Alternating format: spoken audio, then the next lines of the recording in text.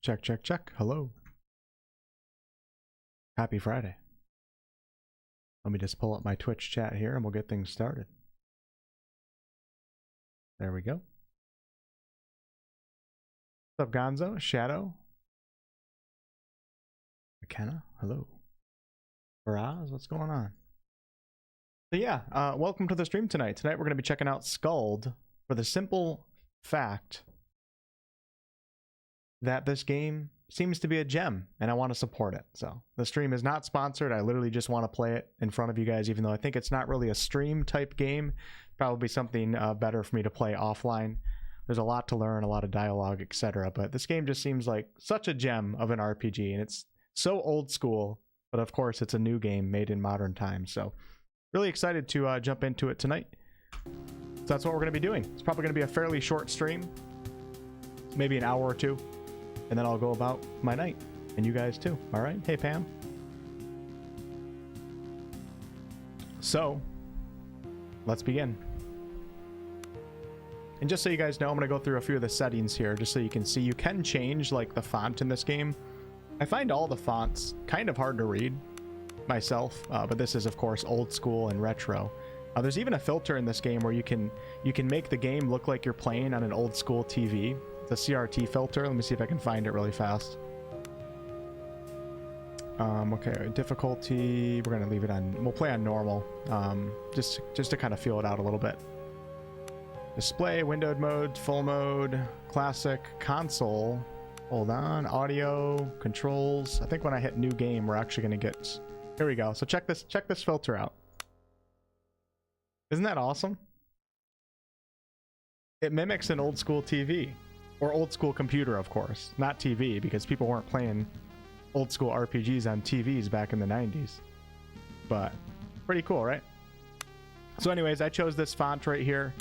We can change it, but I'm going to go with font 4. That seems the easiest for me to read.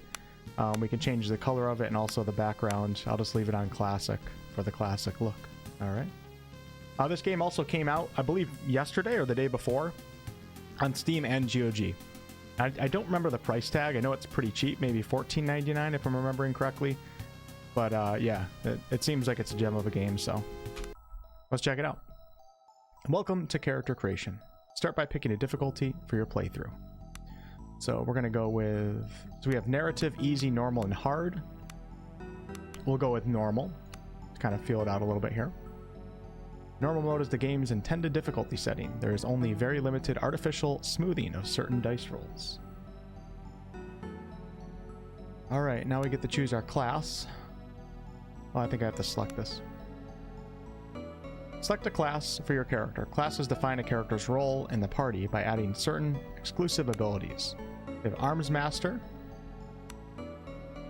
Battle Mage, Champion, Archetype Cleric, Guild Mage, another cleric type class, another cleric. These are like cleric subclasses or something like that. Officer, ranger, and thief. Hierophant, a cleric who can develop all the different divine spell schools fully. And the Hospitaller, I don't think I've ever seen that as a class name before. Did I even say that right? A cleric who serves as a frontline healer, well armed and armored, that can stand their ground against the overwhelming foes, whilst also getting access to the highest tiers of the body magic school. Alright, so I'm thinking we either go, I mean, Ranger's the Wolfheart class, you know what I mean? Ranger or Thief or Arms Master. A warrior that does not have a specialized feat tree. Instead, the Arms Master has access to all the combat-centered feat trees, and they start with extra development points to represent their martial expertise. Main attribute for this class is Strength. And then a Ranger, let's see.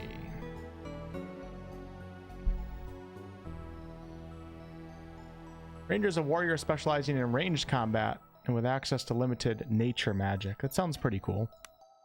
You know, I think we're just gonna go Arms Master. A Thief is a rogue who uses stealth to set up devastating backstab attacks. The main attribute for this class is agility. Or I could go rogue. That'd be pretty cool. Do we want to do ranged? It doesn't seem like the ranger is, you can do melee in this game. It says the ranger is a warrior specializing in ranged combat. so I don't know how good the ranger would be. Sometimes I like to do melee rangers. I think it's pretty badass. Let's go with arms master. I could be like the frontline, you know, tank that leads my party. Select a background for your character. Backgrounds add points in skills, influence, starting conditions, and narrative content. Alright, so it looks like we get some little bonuses here. Stealth, thievery, carrying bonus, loot bonus, crafting, diplomacy. We have sailor as athletics and crafting, savant, scout +1 movement. You know what?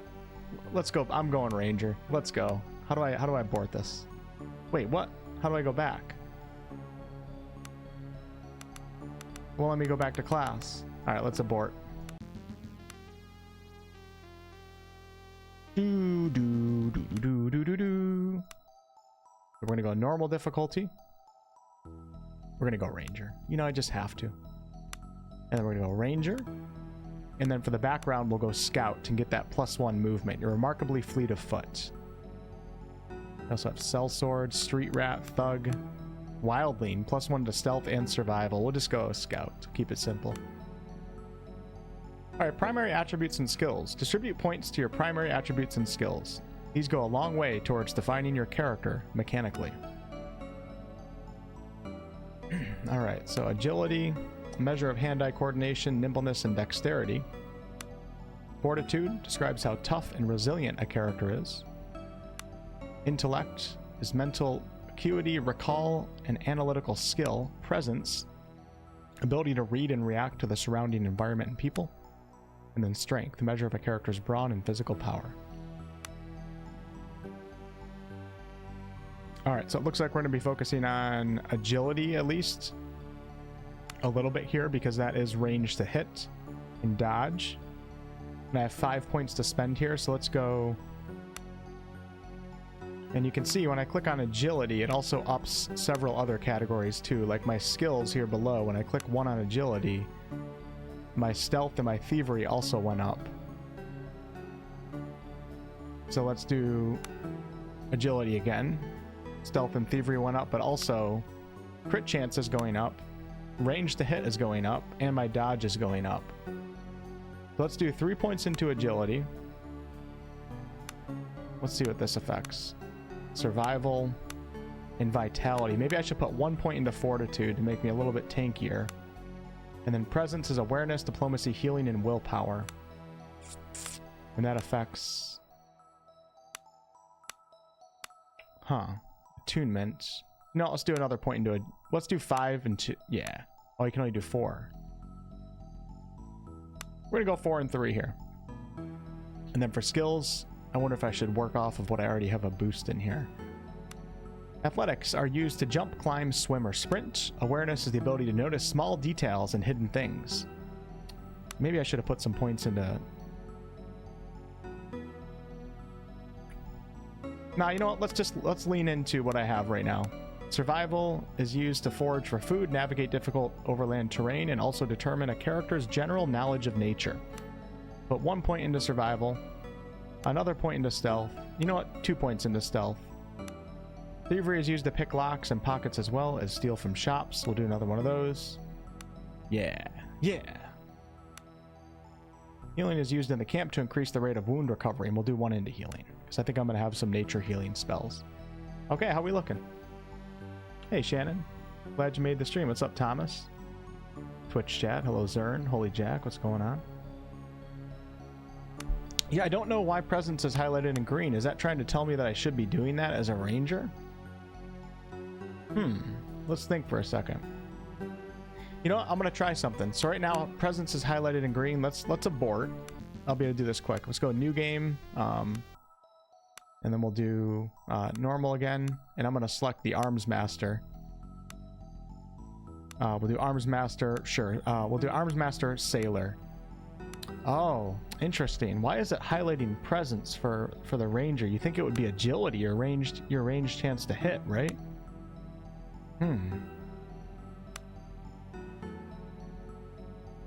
Okay, well, we're going to rebuild the ranger. Let's go back to the beginning. We'll go normal difficulty. We'll go ranger. we'll go scout. And then we're going to put some 3 points into agility. How about that? I think I like that a lot better. 3 and 3 right here. Now at least I'm following what the game's trying to tell me I should be following. I mean, it makes sense that a ranger would have good awareness and stuff, but I didn't feel like it confuses me because it's highlighted. I feel like if I don't do it, I might be like lacking in something. Diplomacy, healing, and willpower. Like, I don't think I need this. The ability to notice small details and hidden things. That is kind of ranger-like. All right, and then we're going to do point into stealth. We'll do another point into awareness. The ability to notice small details and hidden things. Diplomacy. Used to lie, bargain, or sway others in negotiations. You know what? Sure, why not? We'll take another one of those. And then one into thievery. There. Okay. 3, 2, 3. I like it. Later, thanks so much for the $5 super chat. Good evening, Olaf. Pink Dragon, hello. Okay. On to feats. These are feats. They're derived from your class. Distribute your development points in them to gain benefits and new abilities. Arms Mastery. Melee accuracy, ranged accuracy, and precise strike. Oh, so you can do like a melee build for a ranger. Because we have Sword Initiate, Axe Initiate here. Archery Expert, Sword Expert, and then Archery Master. And then we have Bred for War, increased athletics, increased toughness, and second wind. Nature Spellcasting. You gain the ability to learn spells from the Nature School. Magic Initiate, Magic Expert, and Magic Master. And then Ranger Initiate. Mark Target. Survival increase, magnificent takedown. When killing a marked target, all allies who witness the kill get the inspired condition. Alright, and how many points do I have here? I have 6. So we'll put 2 into Ranger Initiates. How much do I need in here to unlock that? This feat cannot be bought yet. The character must be at least level 5. Okay, so let's go... Actually, let's focus on this first.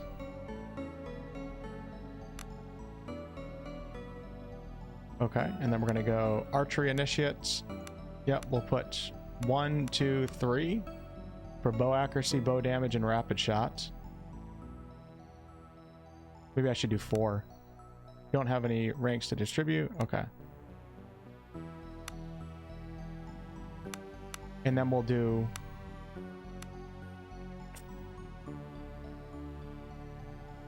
Okay.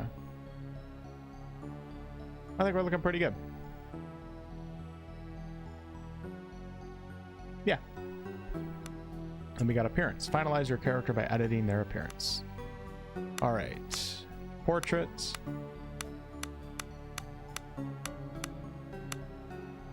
I think I have to go with this guy, don't I?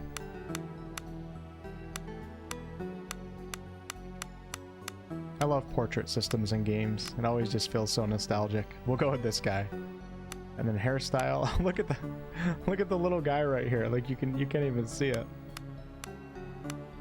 That's pretty funny. Sure, I guess I'll go with that hairstyle. And then for a beard, we're really looking at like individual pixels right now. It's pretty funny. I don't know what that is. Is that a goatee? Is that a... Okay, we'll go with number 2. It seems like a big bushy beard. Then hair color, sure, we'll do black. Skin tone. How many shades do we have here? We have 2. Okay. So we'll go with 1. Main color.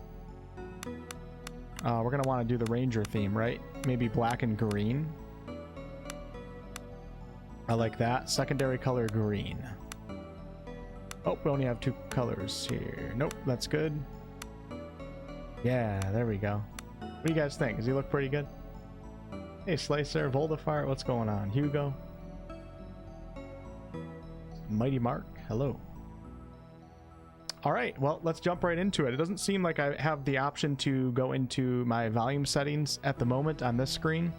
So forgive me if the intro scene here is a little bit low on volume, because I have the volume set on 20% right now. Aragorn would be proud. Type the name and press continue. Name must be between 3 and 10 characters long. Wolf Fart.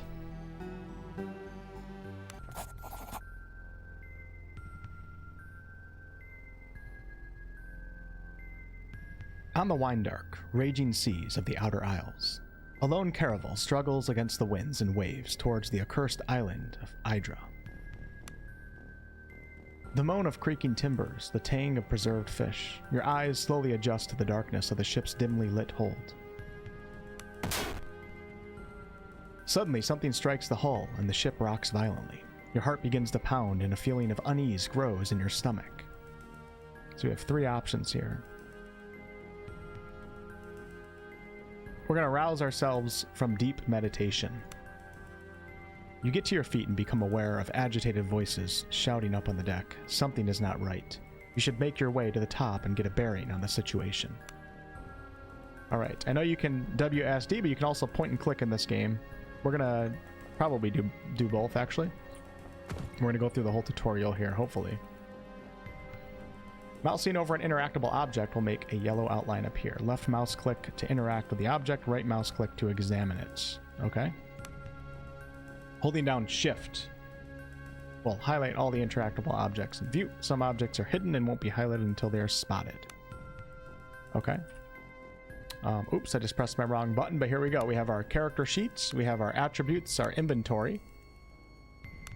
How do you... There we go. Okay, right click.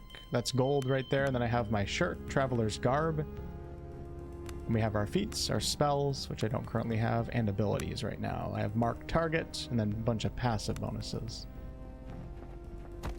Okay, so let's go...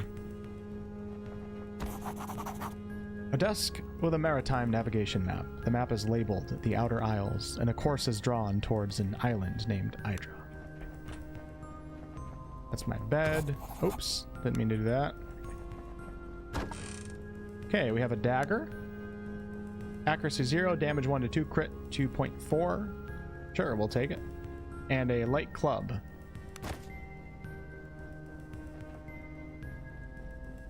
And then I'm going to enable the... what do I want here? Probably the dagger would fit my ranger right now.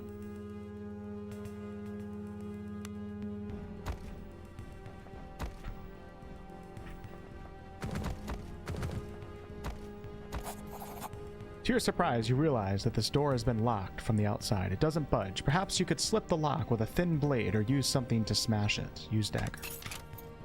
How's the volume so far? Is this a good volume level, you guys think? Son of Aragorn?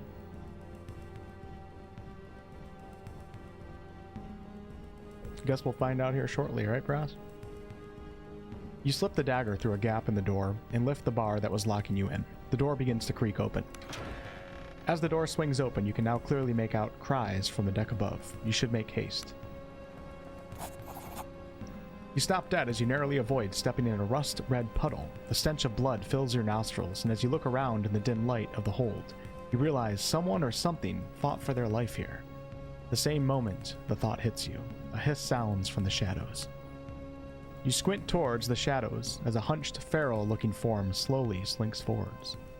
Tiny, disgustingly human-like hands, yellow fangs, and a grotesquely dexterous pink tail leaves no doubt of the creature's rodent nature.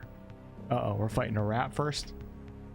Though as it emerges from the shadows, it becomes abundantly clear that what may have started life as a common ship rat has now grown into something that has no right to exist. A second hiss sounds behind you. The abominations lunge at you. In combat, characters act in order of initiative. You can view the initiative order by using the initiative widget on the left side of the screen. Mousing over widget makes it pop out. So she said, note that mousing over a name will make that character's outline flash on the battlefield. The widget on the lower right side represents the character's action points. The yellow pips represent movement points. The violet pips represent attacks.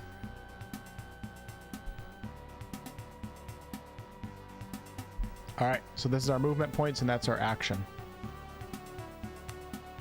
can move a number of tiles each combat equal to your movement points and attacks. But spending attacks to move means you won't be able to attack that turn. Performing an attack will clear out all remaining movement points. Okay, it's one of those types of games. Pressing shift in combat brings up the tactical overlay and makes it easier to see the exact positioning of characters and the underlying grid. And you can toggle this on and off in the settings.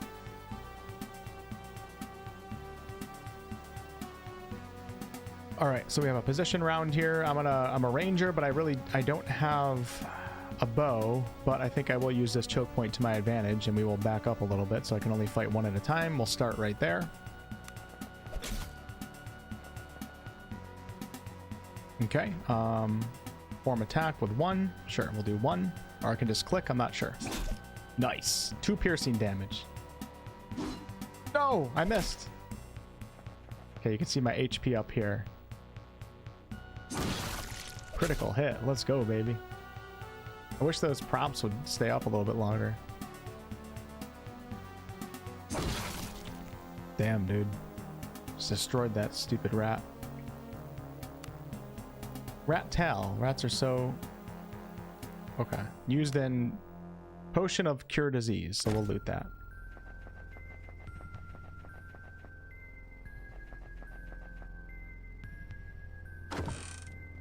Short sword, short bow, hunting arrow, leather armor, steel helmet, lesser tonic of vitality, and moderate attunement tonic. Awesome. So let's go ahead and equip that bow right now. Accuracy 0, crit 2.5. All right, and then I have to equip my arrows too. Awesome, and we're gonna do the leather armor. Oh, we have like clothing and armor. I wonder if I should equip the steel helm. I think I should. Okay. And then maybe the short sword over the dagger? I'm not sure. Sure, we'll do that off the dagger.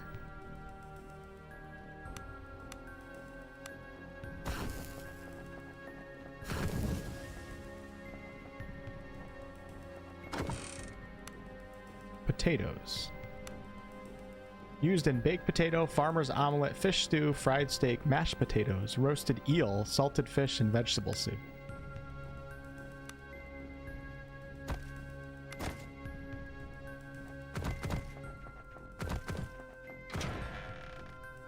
You have contracted a disease from your fight with the rats. You may see what conditions are affecting you by opening the character sheet, clicking your portrait, or pressing C to do so. Not all conditions are negative. Negative conditions can often be cured by magic or rest. This disease can be cured by a potion. Pick up and equip the lantern to search the area. Well, I like this. Some containers are hidden until your character spots them. So as a ranger, I should be pretty good at that. But let's go into our character sheet here. Weekly disease. -1 agility. Can be removed by magic, but let's see what we have in our inventory here. First, I have a attunement tonic and a tonic of vitality, so I don't think I'm going to be able to heal that.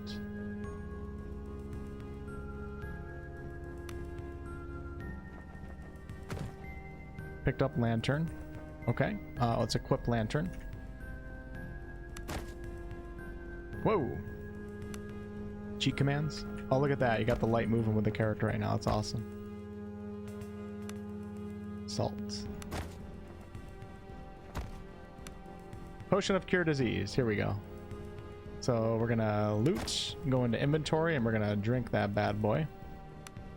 2 is consumed. And there we go. Now our poison is gone.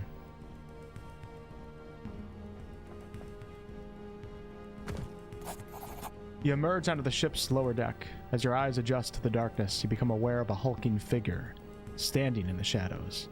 "Wolfheart! Here at last!" growls a rough voice. "Who's there? Show yourself." "It's Roland. Where the tides have you been?"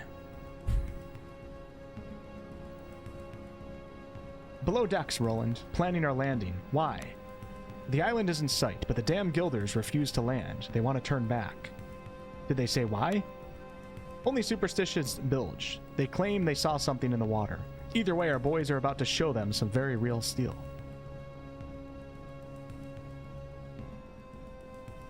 If we can't land, we lose our shot at the girl.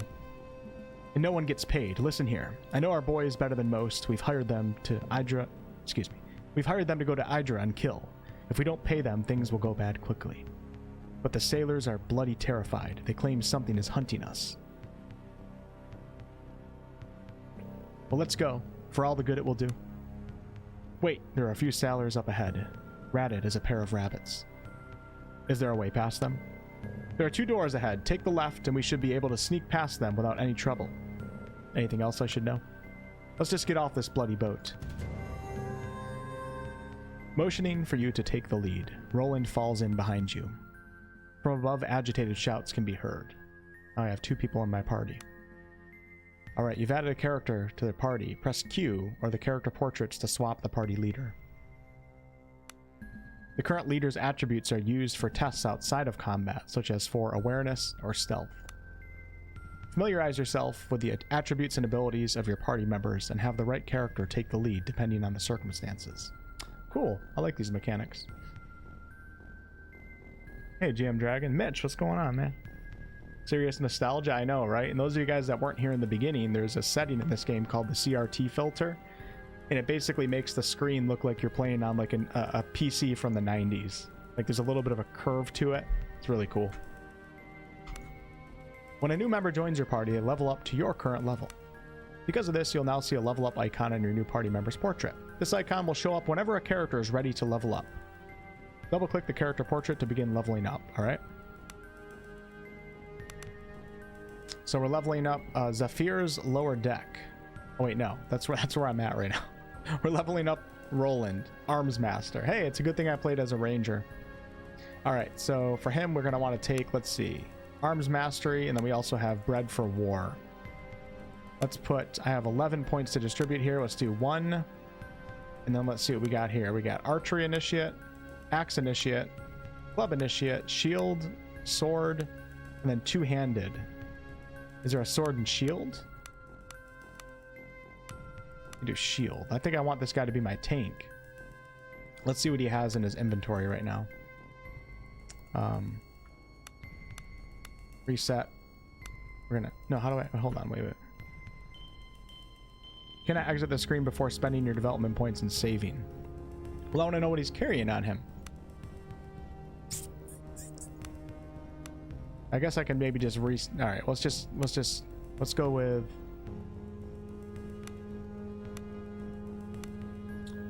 a Shield Initiate or Sword or Two-Handed. I don't know like what weapons this guy's gonna want to use. I mean, I can always find more weapons, right? We'll go with Sword Initiate, because then I can have Sword and Shield. So let's put 1 point into that. These feats cannot be bought yet. Character must be at least tier 1 in the feats Arms Mastery. Aha, there we go. All right, so let's do Sword. Oh, no. Must be at least tier 1 in the feats and Arms Mastery. What does that mean?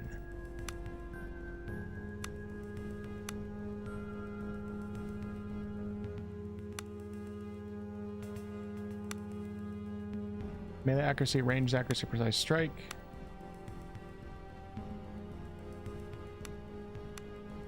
Well, I got tier 1. We'll do 3 points into Sword, do 4 points into Sword, and then 1 into Shield. Yeah, alright, perfect. Now let me check his inventory real fast. He is carrying a, of course, he's carrying a two-handed sword. So let's go back to his feet. Let's reset. At least it's really easy to reset. Wait, is it? Don't have any ranks to distribute. I don't know. Is it not easy to reset? Doesn't seem like it's resetting. Okay, well, I guess we're making him a... I'm going to give him my character's... We're going to give him my character's sword. How do I do that? Just take this off. Go back to him. We'll give him that, and I don't have a shield right now. And then I'm going to give Wolfheart the dagger. Dagger and bow. Perfect. Okay. All right. Feats, abilities, and this guy has Precise Strike. Executes an attack with +4 accuracy. And he's an Arms Master, Cell Sword, level 1, 1000 XP to go. And he is with me right now. And I can just switch characters like that by clicking. Nice. All right. Let's see what we got going here. This is the crafting screen. To create new items, double-click ingredients in your inventory to place them in the workstation and then press craft. If the recipe is valid, new items will be created. Recipe list is in the left column, represents known recipes. You learn new recipes by experimenting or by finding recipe books out in the world. Recipes that can be currently crafted are shown in the green. By clicking on a green recipe will automatically add all the necessary ingredients to the workstation. Crafting is dependent on the crafting skill. Crafting a valid recipe will always succeed, but depending on your skill and the recipe's difficulty, there's a chance you may produce more than one item. Alright, so we have potatoes and salt here. So let's put those in and then salt, craft. This is not a valid recipe. What do you mean? You can't eat potatoes and salt? Alright.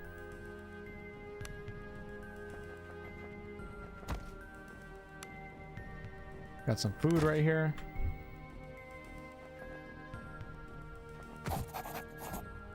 A note is scrawled in crude letters. Cook, I cannot stand another meal of salted fish. There is a limit to know how long a man can live on salt, potatoes, and perklin.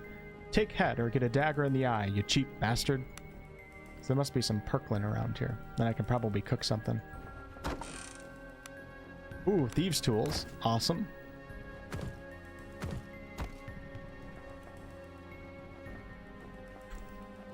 Hold on, let me just make sure I've looted everything. That's staircase right there. I don't know how to teach me how to stealth yet. I don't know if there's a button for it. Let me see if I can press C maybe. Nope, C's character. Oh, there we go. Look at that. Oh, it's so cool. And there's probably like a back-end stealth check with some dice rolling going on. I really would like to figure out this cooking though. Let's go to inventory, character. Chef, thanks so much for the 5, man. Love these old school games, Wolfpack. Slap that like button. Appreciate it. Hey, Carly, Jackie. Happy birthday, Jackie. That's awesome. Hope you're having a great Friday. What's going on, Harry? Alright, yeah, there's a lot to learn in this game, so bear with me, I don't know how to craft. View inventory, journal, pass a turn, high. Oh, I guess you go up to the... Okay, so you have to go up to the oven itself. So now let's put the perklin in, the potatoes, and the salts, and we're going to craft. We just made salted fish. The fisherman's best friend, preferably eaten with a mug of ale on the side. Okay, cool. Oh no, we don't want to do that. And now I have some food, so let's go ahead and go upstairs and see if we can sneak by some people. I guess I should probably be in stealth, so... I like how we start off on a ship. I feel like I'm playing DOS 2 in a way. Damn it, I'm sorry. I'm so bad at the controls right now. So if the barrel is... Was I already in this room? I was. I went back downstairs. Crap. Okay.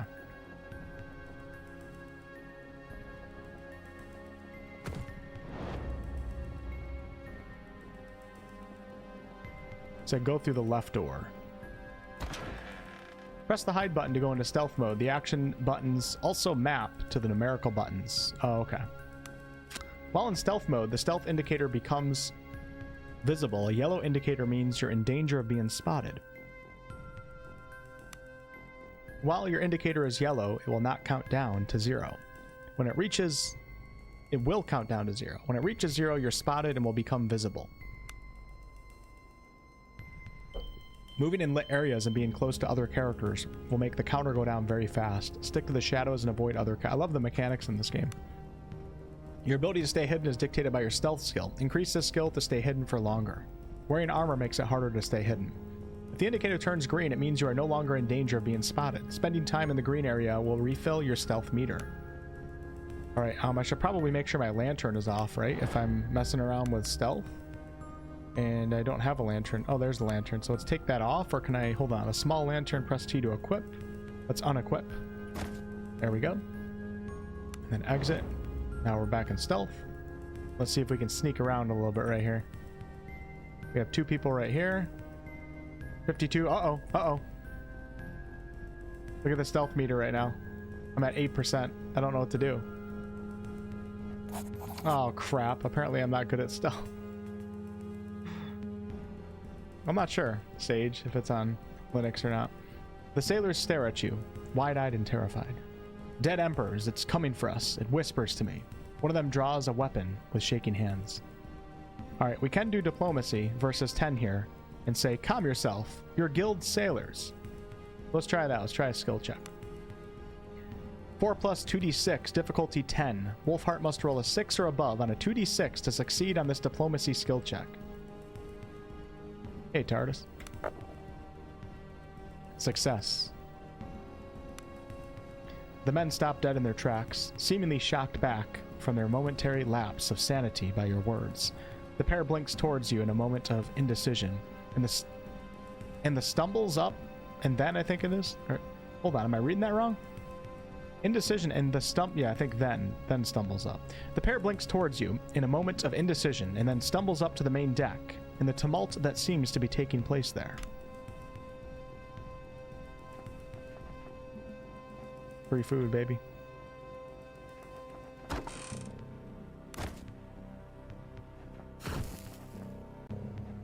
Cool. See how you can turn the lights on and off, the torches. Super cool.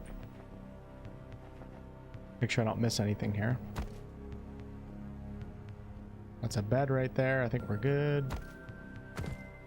A flimsy wooden door. So we can try to lockpick it. Thievery 4 versus 10, or you can do a force check with athletics. Okay. So let's try thievery. Unlocked. I'm already having a good time right now.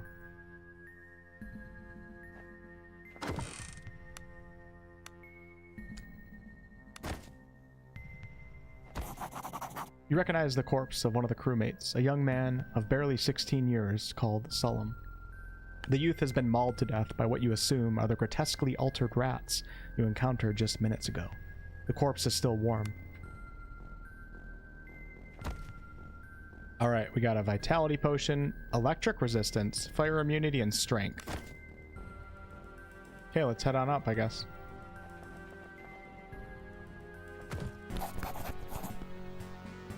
You emerge onto the deck and see the two groups of men facing each other with weapons drawn. The ship shakes violently in the grip of the storm as lightning tears across the sky. Amidst the din of the storm and their frantic arguments, you bellow for the attention of the assembled crewmen and mercenaries. Both the ship's captain and the leader of the mercenaries you hired, a coarse thug of a man named Estavo, turn their attention to you. They look ready to use the unsheathed weapons in their hands at the slightest provocation. You can address the ship's captain or address the mercenaries' leader.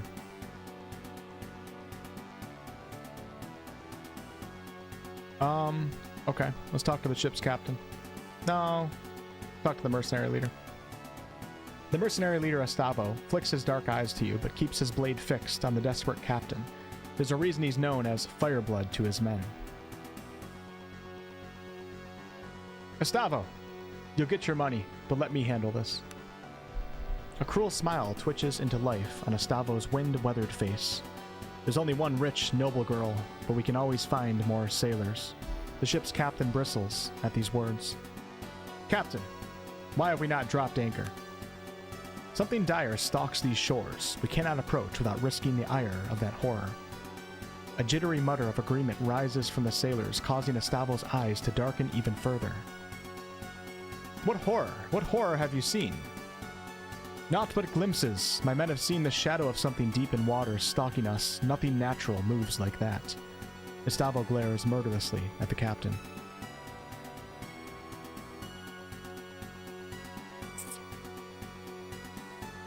Estavo, do as you wish.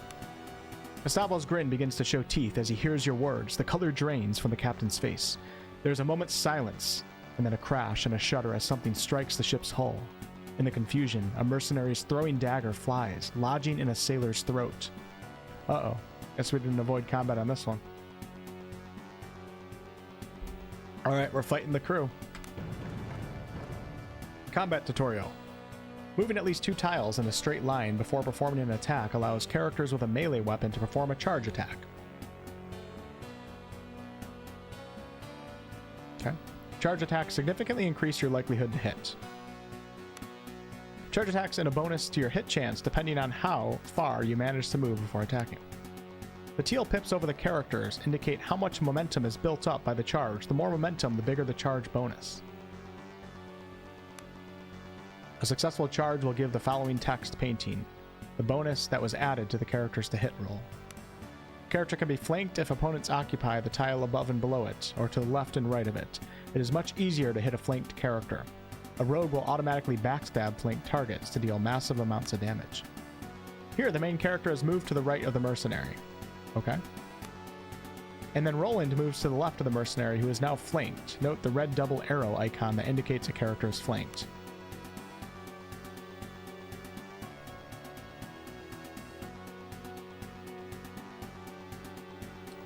Alright. Damn, we got opponents everywhere here. Holy crap.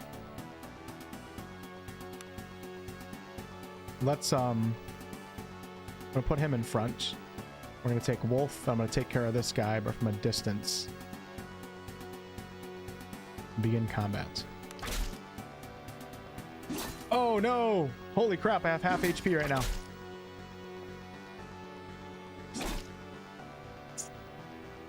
Alright, it's my turn. I should probably not take a bow shot when I'm this close. I don't know if that affects anything, but... What if I should check my inventory? Do a regular... Oh, I missed. That's not good.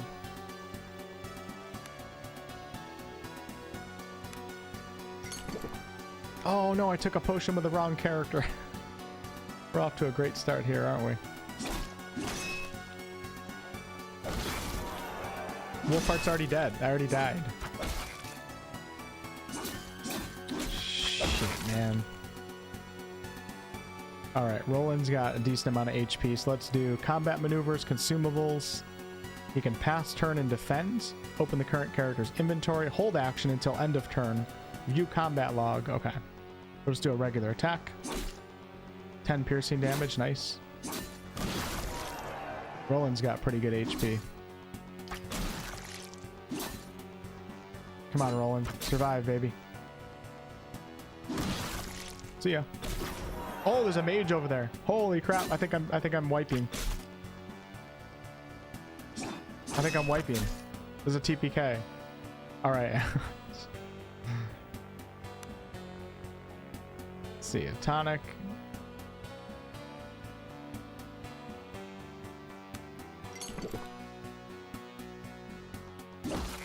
Nice. Dude, that mage needs to die. Holy crap. That's insane. All right, we're going to do one more potion.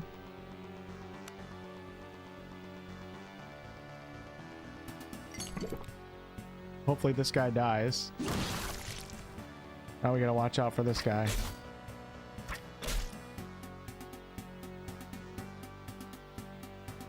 Okay, it looks like I don't know what he lost is some type of shield or something. All right, I have 3 movement points and 1 action. Let's go. Let's see how close I'm able to get.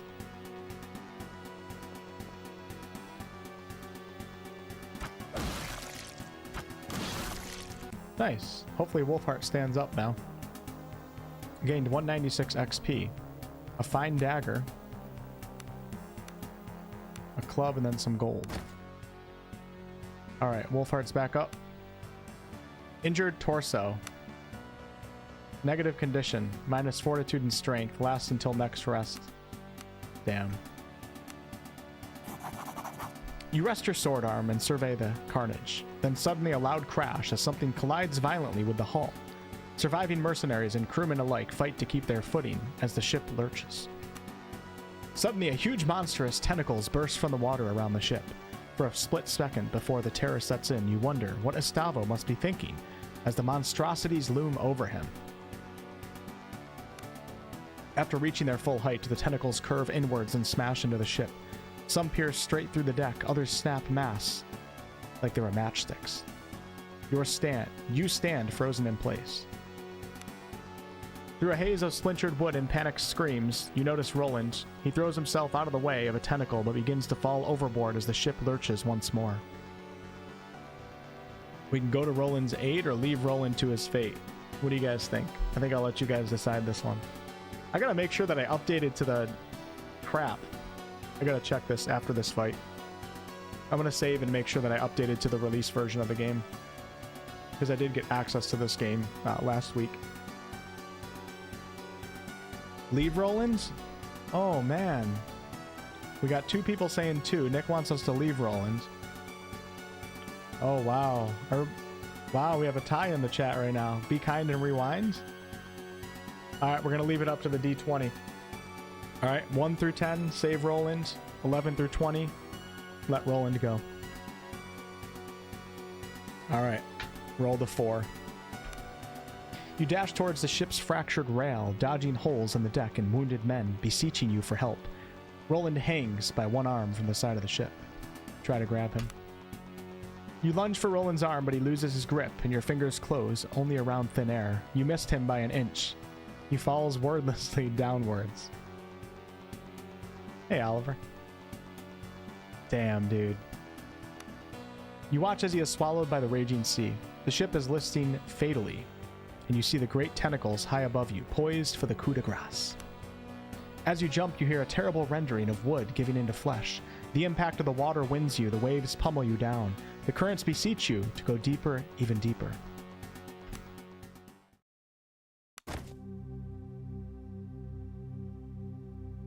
Yeah, I tried, right? It's all a man can do. 2 weeks earlier. All right, let me save. Hold on. And then I'm going to make sure, I want to make sure that I'm updated to the current version, because I had like an early copy. So let me just double check, because I feel like that wouldn't be good for me to stream the non 1.0 version, you know? So let's go to, you guys can't see what I'm doing right now.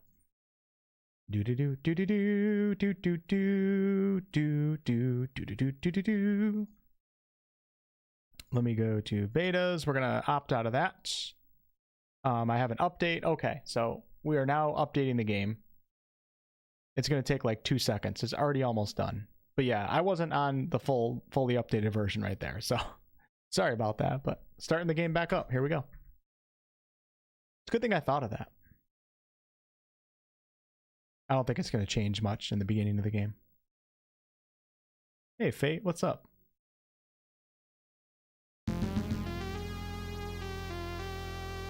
Do.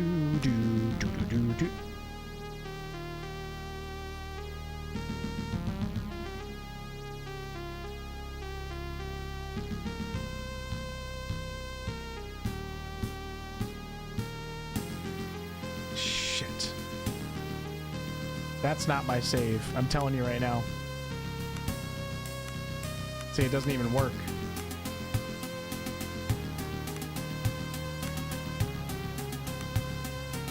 All right, give me a second, y'all. Hold on.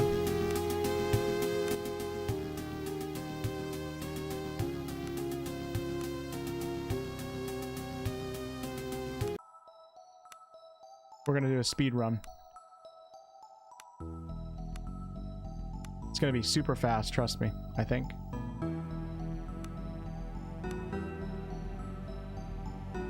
Do. Oh, there's no more scouts. What the heck? How did that happen? I have no idea how the scout is gone now. We're gonna go with Wildling. Yeah, we'll go with Wildling for my background.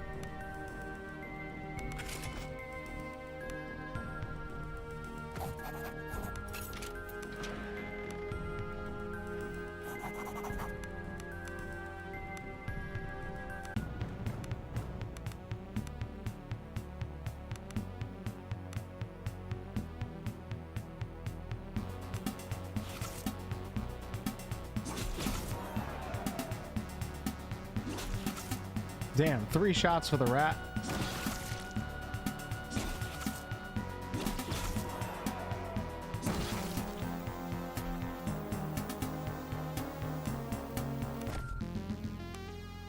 Do do do do do.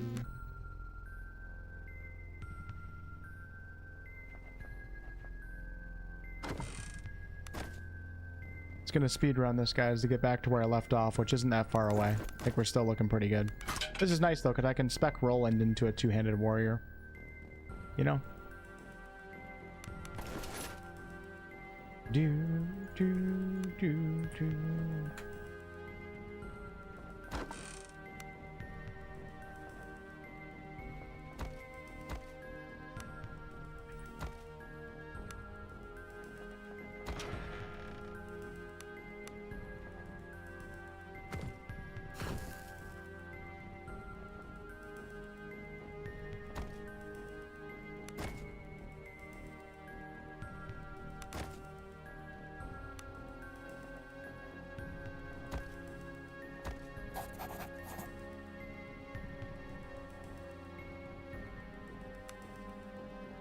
It's so cool. So did you guys just notice how there's different like those of you guys that have been here since the beginning, I can actually attack Roland. There actually seems to be a lot of choice consequence so far. I mean, obviously I have to test it out, but yeah, that's pretty cool. I'm gonna answer the same way that I did before to get him into my party.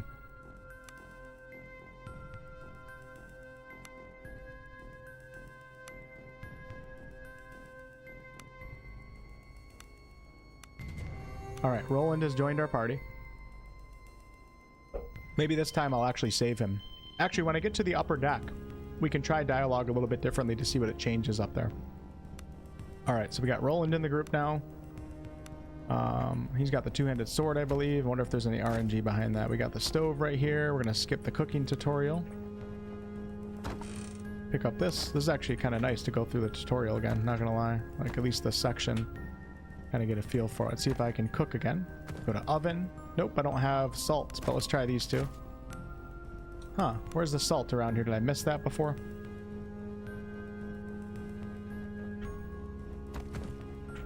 Interesting. I wonder if there's RNG behind where things drop. Let's go back in the other room. Oh, crap. That's not the room I wanted to go in. All right, so we're going to say diplomacy. See if we can pass the dice check this time. I succeeded again. Nice. They're going to leave us in peace. Let me go back upstairs really fast. I feel like there must have been... Here we go. See, I missed the salt because I didn't have my lantern out, and I succeeded in my awareness check. Then we'll go back down. We'll go to the oven. Put these bad boys in. Craft. There we go. Craft again. Craft again. Now I have some food to go with us. Now we can loot this room. You spotted something. All right, more salt. Come up here. We have the bed, another lantern. See if we can lockpick this door. Let me try force this time. Unlocked, nice. Okay, all these. We have our buddy right here who's messed up and dead from the rats. And a sword. All right, let's go into my inventory. Let's get my characters equipped here. This is a fine dagger, so we're going to give Wolfheart a fine dagger. We're going to give Roland, who can level up now. He has a two-handed sword on right now, so we're going to build right into that two-handed sword setup. And I'm actually going to give him this helm, too. Go to helm, inventory. Nice, okay. Yeah, yeah. I'm liking this. And then back to Wolfheart. Make sure the arrows are equipped. We have thieves tools. I'm out my tonics. And now let's level up Roland, and we're going to do two-handed. Nice. 6 ranks into two-handed right here. We'll do 1 into that. You know what? Nice. Perfect. I like that build a lot more. Okay. And now we're going to head back to the upper part of the ship. How do I get up there? Where's the ladder? Is it over here? There it is. Okay, we're back to where I left off. Kind of. Because we're before the combat encounter right now. In the very beginning, Ancient Reach, I had to replay the tutorial area because I forgot to update to the game's 1.0 version. All right, I'm going to click through a couple of these and then I'll start reading the dialogue again. Let's, okay, so last time I addressed the mercenary leader. This time let's address the ship's captain. You direct your attention to the ship's captain. You know him to be a reasonable but suggestible man. At present, his usually placid eyes are wild with panic or anger. But why have we not dropped anchor? Something dire stalks these shores we cannot approach without risking the ire of that horror. A jittery mutter of agreement rises from the sailors, causing Estavo's eyes to darken even further. What horror have you seen? Naught but glimpses. My men have seen the shadow of something deep in the water stalking us. Nothing natural moves like that. Estavo glares murderously at the captain. Okay, so we have the same options right now.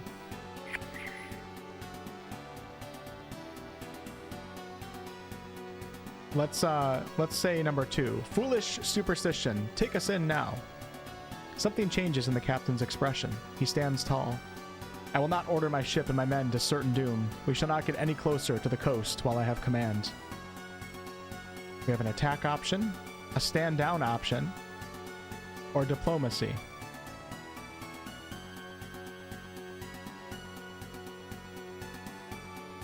We can defer to Estavo's judgment. Let's go with number 3. I believe you, but my contract with these men does not mention your survival. Failure. Estavo's grin begins to show teeth as he hears your words. The color drains from the captain's face.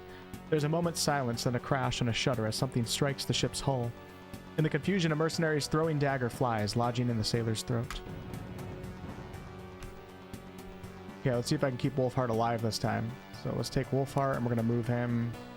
I liked him being over here behind the captain. I'm going to put him right here this time.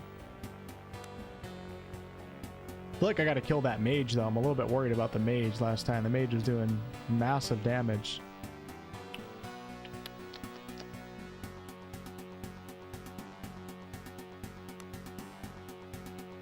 Alright, we're going to start off with a bow shot from Wolf on this guy, because I don't think I can target the mage. I think I can, actually.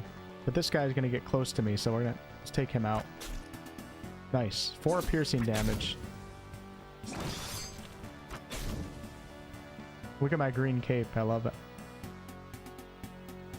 Okay, and then we're going to let these guys take care of this guy, and I'm going to move...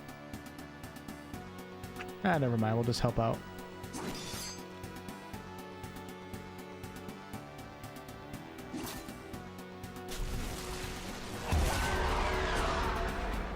Well, the combat encounter is certainly playing out different than it did last time. Holy cow.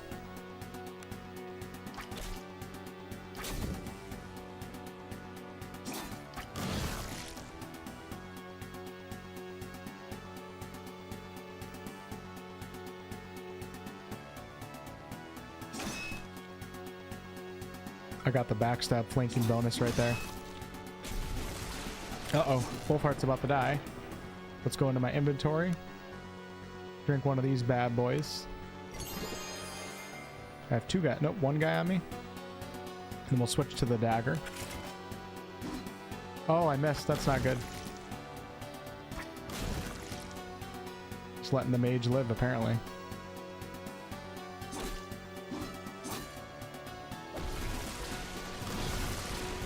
Oh my god, that mage just disintegrated that guy. Oh, what did I just do? Oh, that's a friendly. It's hard to see some things sometimes. See ya. Well, that played out a lot better, I guess. That's good. And I got different loot, too. Let's see if we can put that on our buddy here. Nice.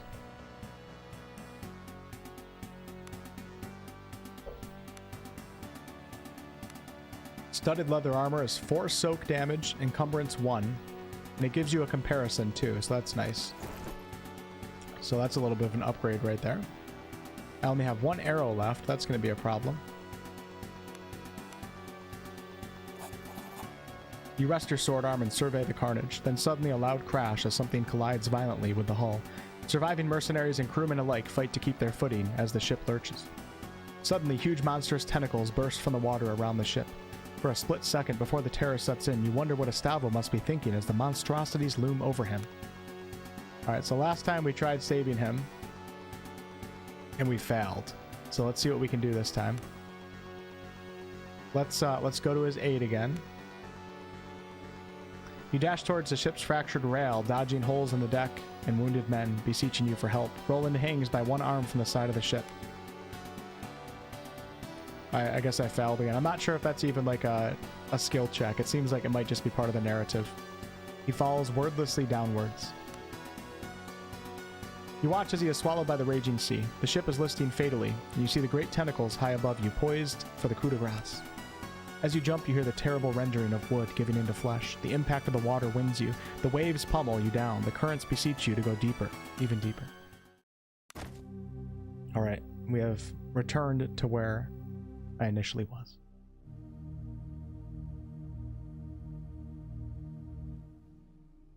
Two weeks earlier.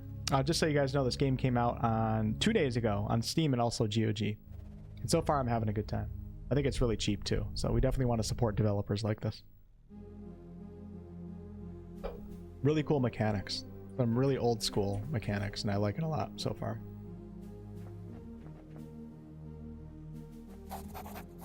A guardsman dressed in the livery of a noble house baron.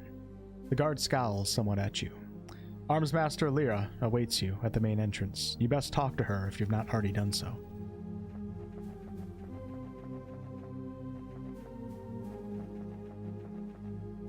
How you doing, brother? You're probably the person I gotta talk to. But I think I'm just gonna kind of wander around a little bit. Aw, I just pet the dog. 10 out of 10. I guess Roland died. So much for leveling him up and worrying about his feats, etc.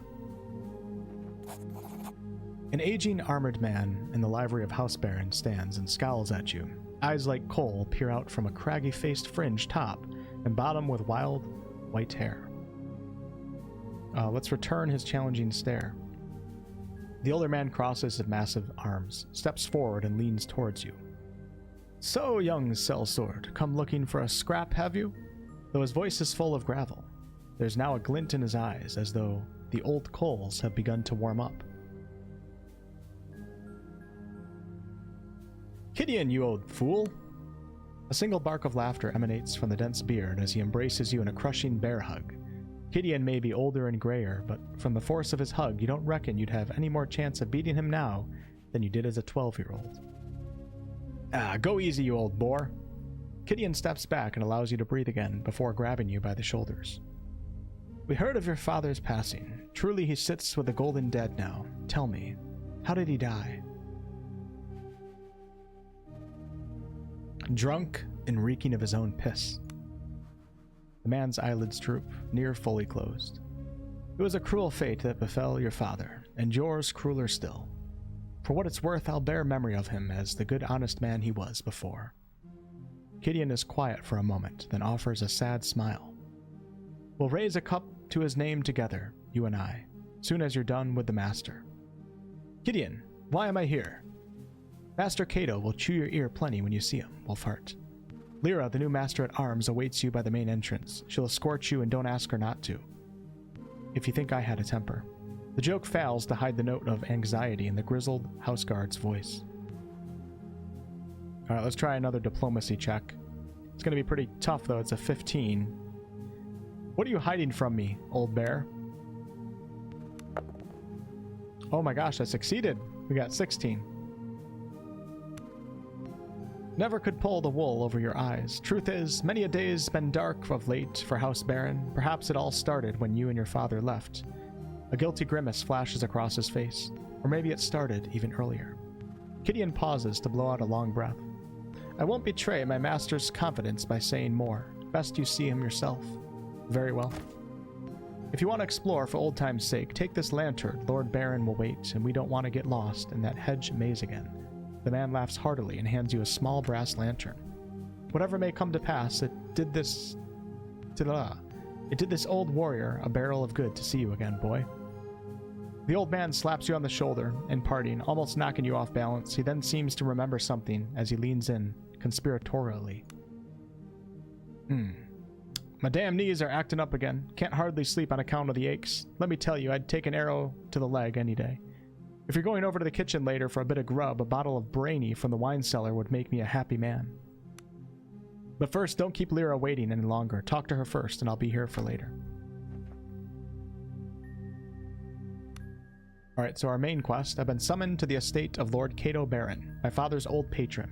Though I grew up here, I've not been back for decades due to the unfortunate manner in why my father left the service of House Baron. I do not know why Cato summons me now, and I must venture to find out. Then we have a side quest to find wine for Cato in the cellar, and we completed the Zephyr.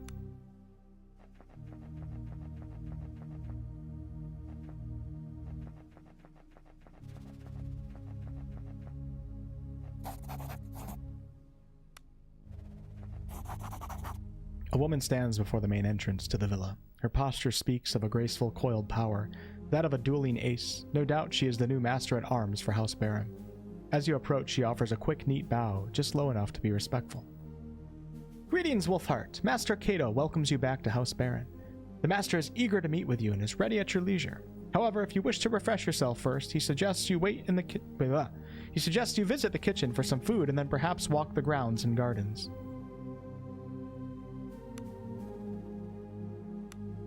Alright, so we're gonna explore the grounds.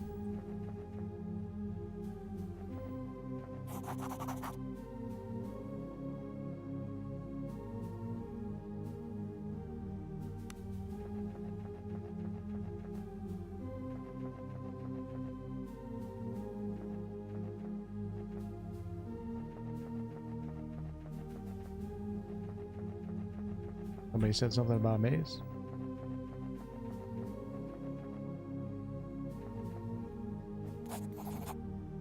You'll find the kitchen in the eastern end of the courtyard. The garden and hedge maze is to the west. Maze. And I needn't remind you that it's a poor idea to enter the maze without a lantern. Have a good evening.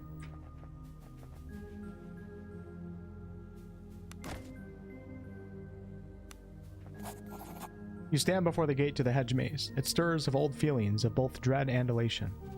The sounds and smells of the estate grounds, as they were long ago, call to you from a distant memory. You feel you could easily plunge into their depths.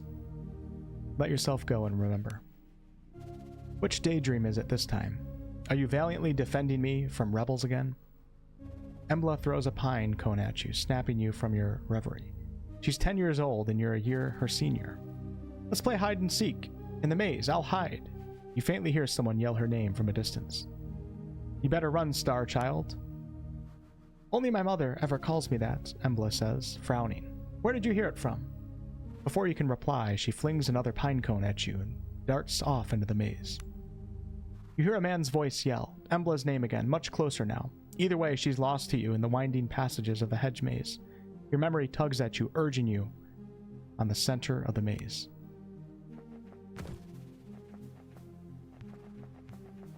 Okay, let me get a sip of water here. Already starting to lose my voice.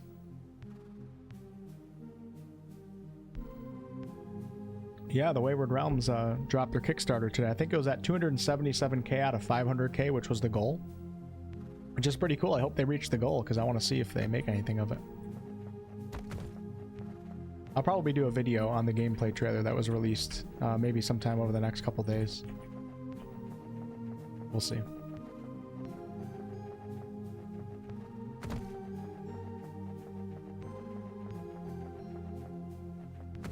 Does Wolfheart know about it? Absolutely. Got like 3 Wayward Realms videos on the channel. And I made one talking about the Kickstarter a couple days ago, or last week maybe.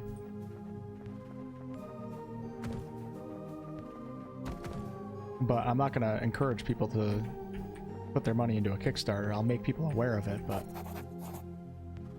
and they can make that decision on their own. Gary, thanks so much for the 5 gifted. Holy crap. Good to see you, man. Thanks.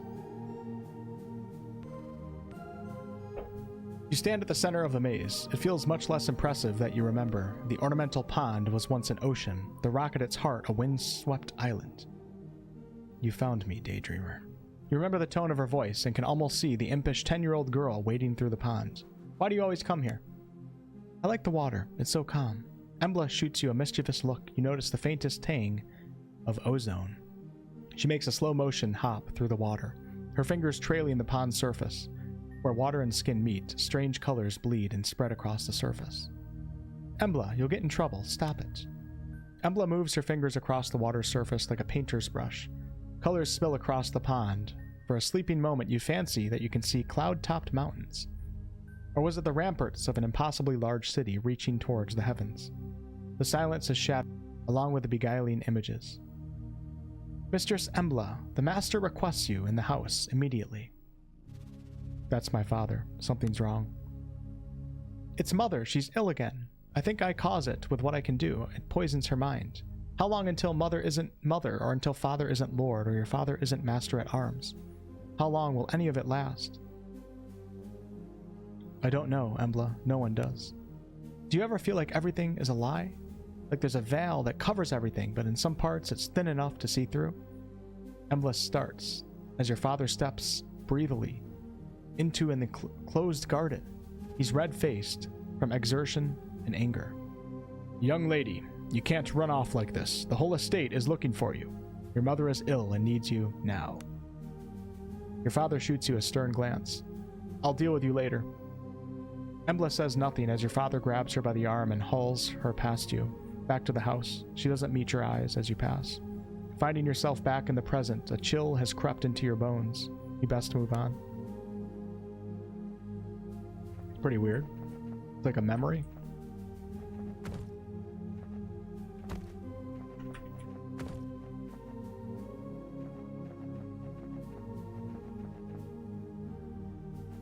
The guy says I'm quite lost. Me too, brother. Me too. Thanks again, Gary. Yeah, that's crazy that they got that much money that fast. It's awesome, though. I'm happy for him. All right, let's go over to the kitchen to do that other side quest.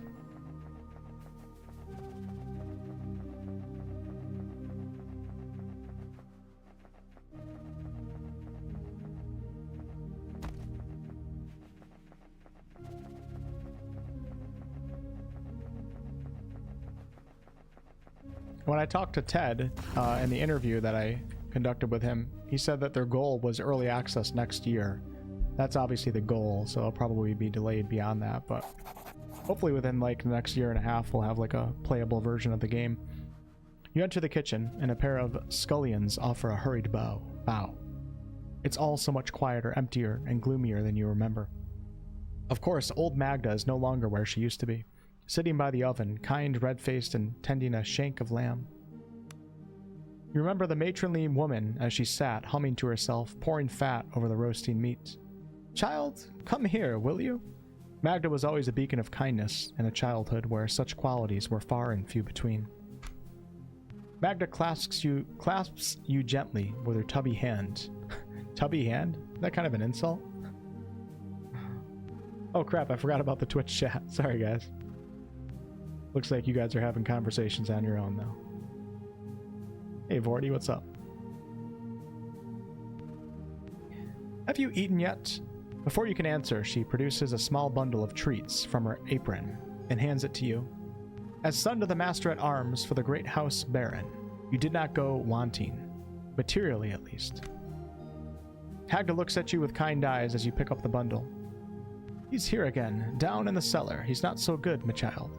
Sleeping now, but it would be best if you go to him bed afore his that bed. Let's try that again. He's here again, down in the cellar. He's not so good, me child. Sleeping now, but it would be best if you got to him to bed afore his men see him like this again. The knot in your stomach is as real now as it was when you were 12.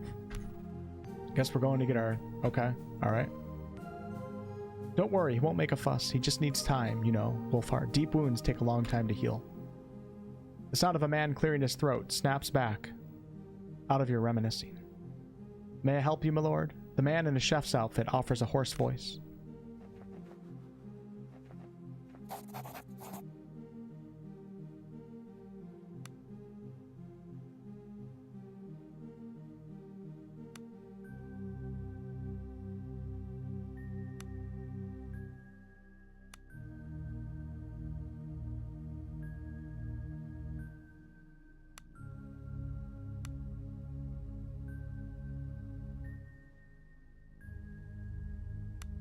He told me to get him some cheese and some type of meat, I think, in the cellar, so need to give my voice a little bit of a break for a second.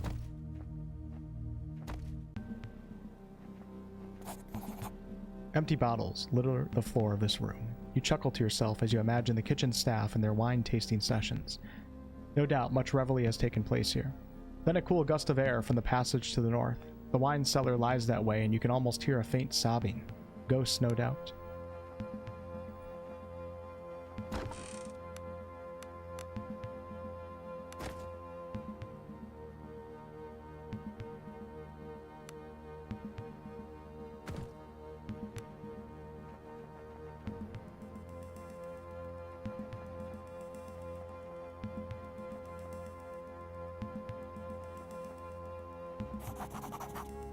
You're gripped by a long, hidden memory upon entering this part of the cellar. You sealed it away, but in doing so, preserved its strength, and now it demands freedom. You can still recall smelling him before you could make out his writhing shape in the dim light of the cellar.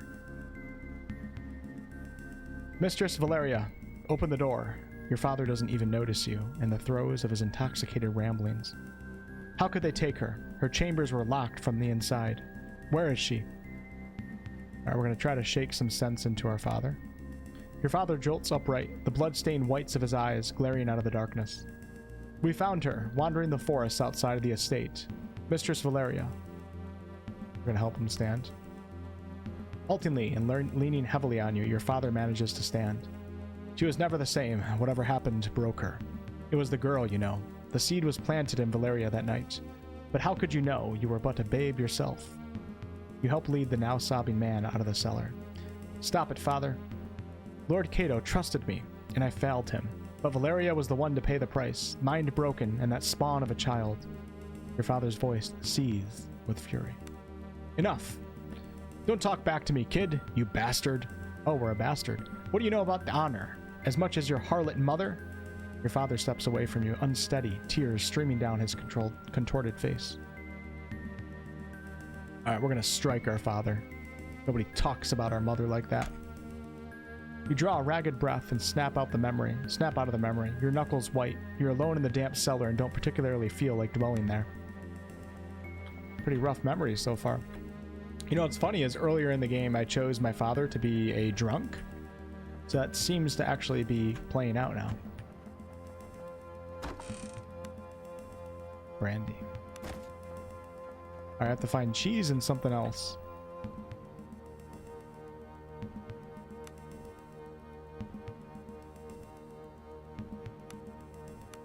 Oh, did I already get it?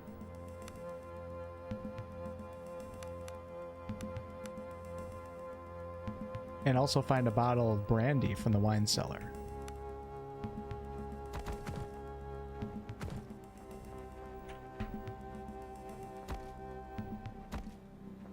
Okay, we got some ham. Wonder if there's like back-end awareness checks going on right now.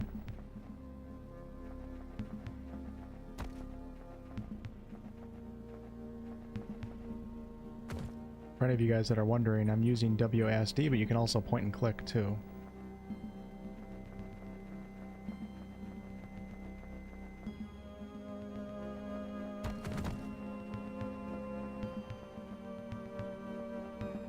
Hey, Duga. Oh, pretty good so far, for sure. There's a lot of dialogue, so I'm kind of struggling streaming this one. There's a lot of reading. But the mechanics seem really cool.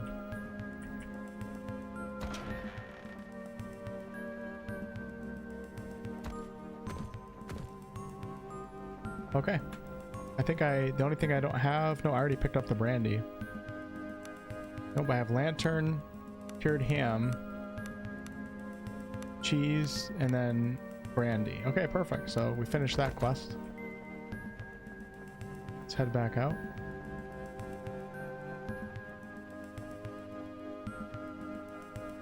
So the idea for the Wayward Realms, from according to Ted, was that there's not going to be like a main story, so to say, more so world events that occur for all players. But I guess it's up to you, the player, if you want to engage with them all the time. Because like Daggerfall, it's meant to be a game where you can literally just go off and kind of do whatever you want. Like be a fisherman or something and not engage with anything else in the game. It gives you opportunities like that. At least Daggerfall did from what I've read. Chef Armand wanders back and forth, tending the fire and keeping his kitchen tidy. He has the gait of a man who has been on his feet for far too many hours. I have the ham and cheese.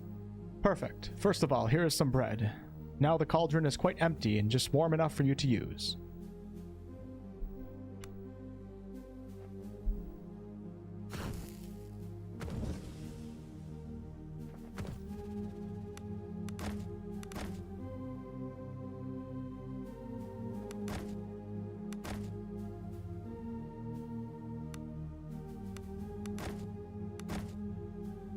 I just made a cheese sandwich. That actually makes me quite hungry.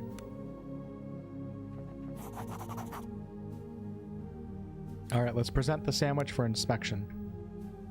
Our mom wafts the scent of the grilled sandwich towards his nose. Ah, the crust of the bread, the softness of the cheese, the savoriness of the ham, perfection. You shall indeed never again go hungry in the night.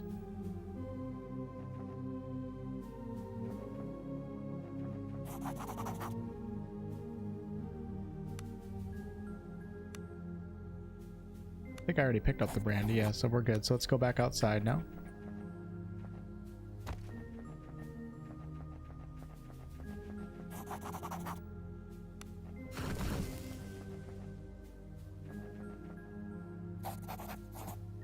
I have your medicine.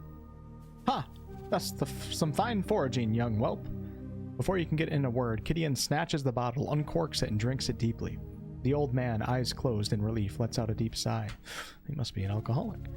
May your sleep be dreamless, he speaks as if to himself. May your sleep be dreamless. Gideon smiles sadly. An old soldier's greeting, something one mercenary would say to another as a prayer to not dwell on painful memories. The kind that comes with the work, your father and I. Gideon halts momentarily and looks at you. Your father and I would always part with those words. Now I've held you long enough, be on your way.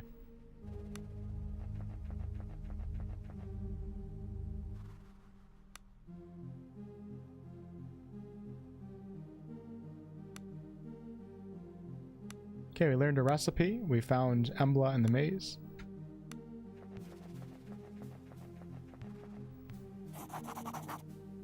There you are. If your nostalgia is appeased, the master will see you now. Yes, let's go see Cato. Very well. If it pleases you, the master is in his office, just ahead. And note, once you meet with the master, things may move quickly and you may not have another chance to walk the grounds. Yes, I remember the way. I suppose you do, but I'll escort you, nonetheless. A flicker of a smile plays across her face, and she beckons for you to lead the way. Okay, we got another companion.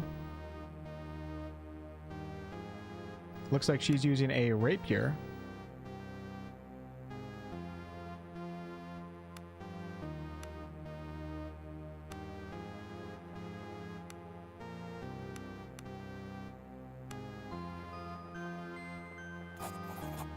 The opulence has faded, the shadows longer.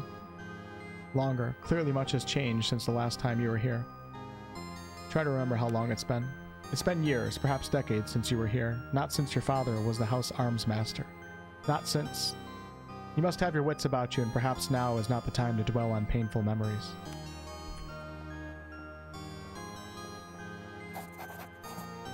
Flanking the doorway are two marble statues. The craftsmanship is stunning, but the sight of the two women depicted fills you with sadness. One you recognize immediately, Valeria Baron, the mistress of the house. You remember her as a gray ghost, absent and unwell. The other statue depicts the girl you once knew so well, Embla Baron, daughter of the house, and now a woman grown strong and clear-eyed. Her likeness has none of her mother's cowed timidness. How is Mistress Valeria these days? The mistress is vacationing in the countryside, Lyra answers curtly. And what of Embla? Lyra's eyes flicker ever so slightly. We should hasten to Master Baron. He's long been impatient to see you.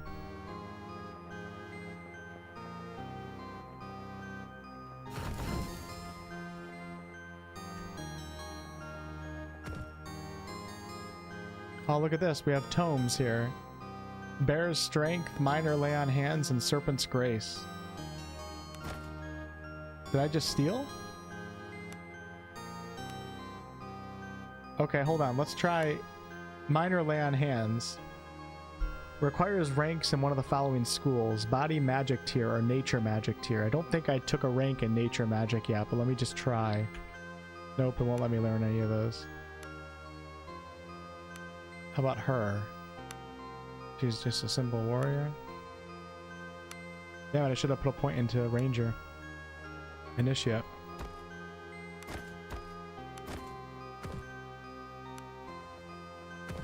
I think I'm picking up a ton of spells right now. Stealing them from the library. I'm not sure how that's going to work, but okay.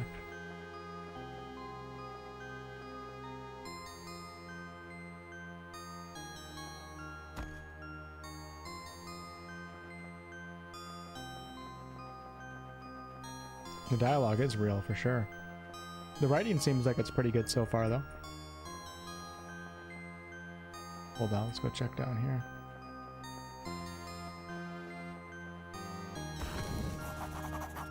Lyra clears her throat behind you. Not that way, if you don't mind. The master's office lies through here. She motions to the left. Do you mind if I look around a bit? Master Cato has summoned you, and I intend to keep him... Oh, that was bad. Master Cato has summoned you, and I don't tend to keep him waiting. Besides, there is no need for you to disturb the servants in their tasks. I'll be silent as the night. Lyra goes still for a fraction of a second, as if sensing something beyond just your perception. Then her eyes narrow, and a mischievous smile plays across her features. Through the dining hall lies the hearth. A beast lurks there. I wager you cannot make your way past the servants in the dining hall and sneak up on this beast without being noticed. What shall we wager? We'll decide that once we see if you can be as quiet as you claim. The dining hall and hearth lies ahead. And mind your steps, I'll only give you one chance.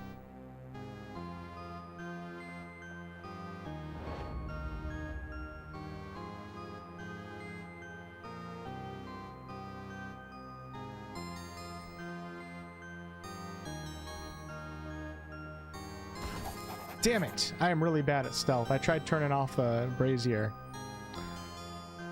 The servant offers a startled shriek as she spots you. The plate she drops echoes throughout the vaulted dining hall. Lyra emerges from the shadows behind you, apparently amused by your clumsiness. With feigned sadness, she pats your cheek. I had expected more from you. She leads you from the dining hall back to the foyer. Lyra closes the door to the dining hall. Let's not keep Master Cato waiting. Damn, so, alright. We don't get to experience that content. Fair enough. I failed the stealth check.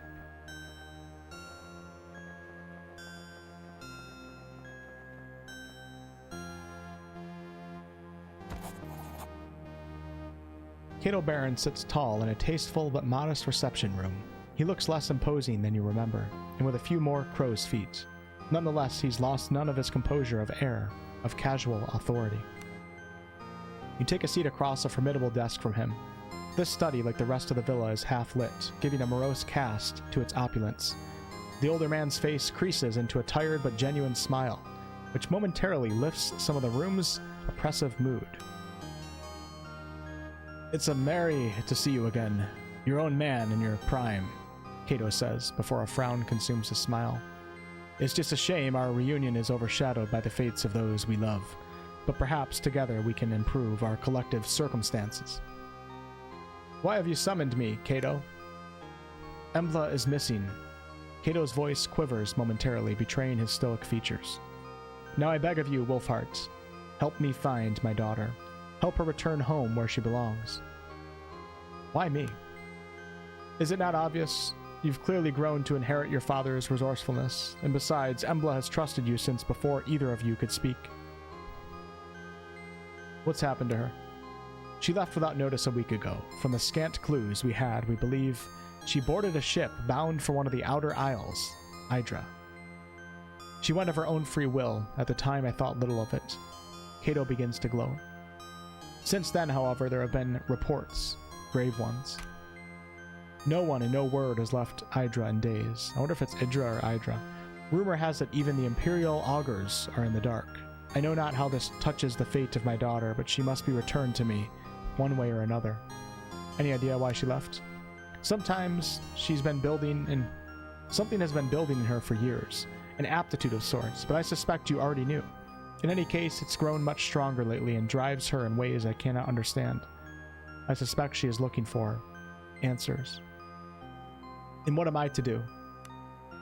Hire mercenaries, travel to Idra and begin your search in the Port Horin. From there, I trust you to do what needs to be done. Spare no cost. Just bring back my daughter. Mercenaries? Yes, if nothing else, the port will be dangerous enough. That is why I've summoned Roland Greyeye to me. Oh, is that the same guy from the ship? A crude but effective sellsword that I've made good use of before. He shall accompany you on this task. The man is a grizzled veteran. He may have slowed with age, but his experience... Oh, this is in the past. Oh, wow. I forgot about that. He may have slowed with age, but his experience and reliability more than make up for it. He's also much respected by similar men, and so will be instrumental in hiring a reliable crew. Cato shows you his upturned palms, beseeching. I know this thing I ask of you is fraught with danger, but this is your chance at improving your fortune materially and in honor. What say you? I accept, for Embla's sake. Cato smiles softly, visibly relieved. For a moment, he looks like the man you remember.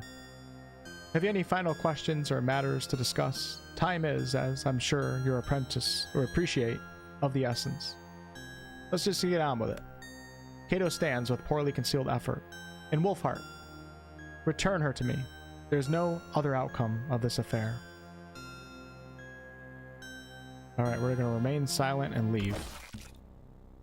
Chapter 1.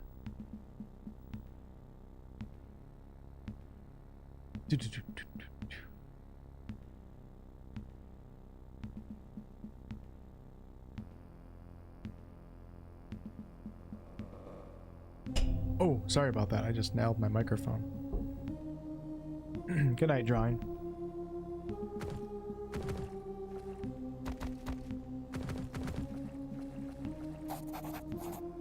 Slowly, you drag yourself from the cold water onto the relative safety of solid rock. You try and fail to stagger forwards as exhaustion washes over you in a great black wave. Oblivion takes you before you hit the rocky ground. You're awoken by the cacophonous cries of gulls circling you. Your body is a mass of pain and exhaustion, covered in 1,000 cuts and scrapes. The large white birds gather around you in eager anticipation. What a magnificent feast your bloated corpse would make. Minutes or perhaps hours pass as you lay unmoving, trying desperately to will some warmth back into your body. Oh yes, you can use the numbers. Finally, you manage to force your eyes open. By some miracle, you are not only alive, but you find yourself on the shores of the cursed island of Idra. Strewn around you is the wreckage of the Zephyr. You see no other survivors. Lest you find equipment and companions soon, you may have cheated death in vain. We're critically damaged right now.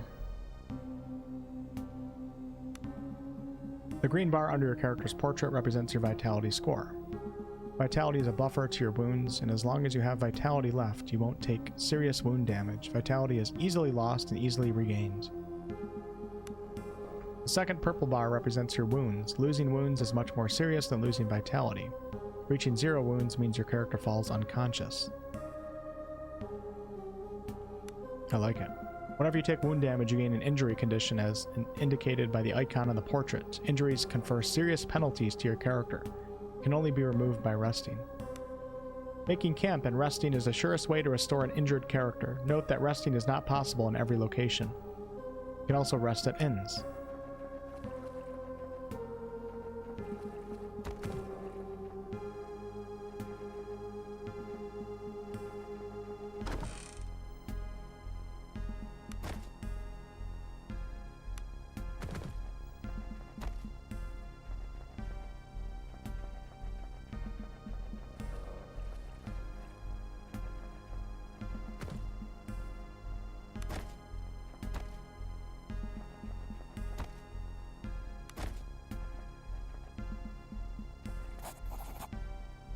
Wading out of the freezing surf, you lose your footing on the slick stones and fall heavily to the ground. There's a sudden blur of movement in the corner of your eye, and as you frantically try to get to your feet, you slip again. Standing above you on the large rock is a young woman dressed in nautical guild livery. Wet auburn hair clings to her face in the cold wind. She has an arrow cocked on a short bow, and as you squint up at her, she draws the string back. Give me one good reason not to end you right now. You recognize the young woman's face. She must have served on the Zephyr.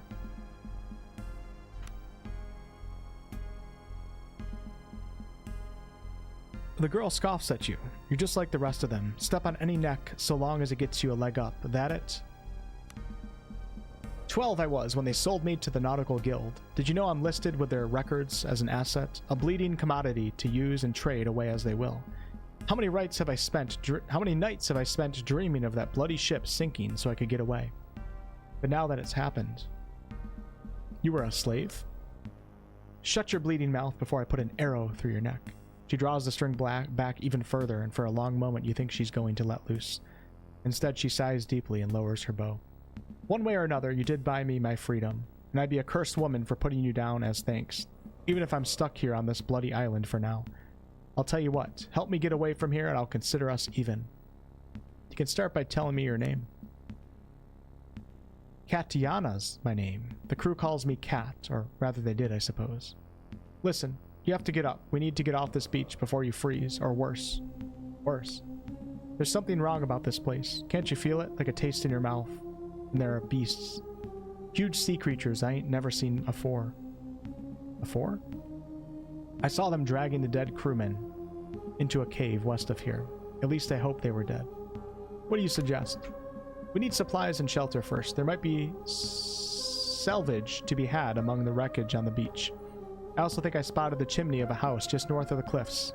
A warm fire and some food would go a long way. Also, as I said, there's a cave west of here. I think the crabs dragged off most of the corpses. But what if? What if they're not all dead? Captain Seal, it's a medallion of sorts that's carried on every guild vessel. It's not just for show either. They say the seals are forged by the Magi and that they have secret powers, but I don't know nothing about that. All I know is that the guild pays well to have one returned if a ship is ever lost. Alright, so we're looking for one of those in the cave. So I'd say that cave to the west is where we should start looking. You ready to go? Alright, good. I found this bow in a cargo crate. We best find you a weapon too, as soon as possible.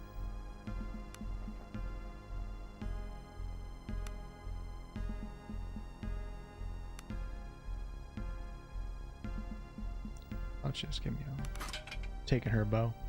Thought she found an extra bow.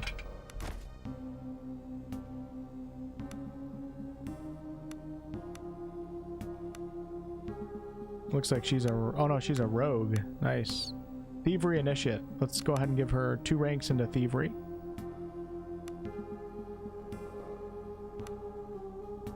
One rank into Thievery Expert, and then we'll go Light Weapons Initiate.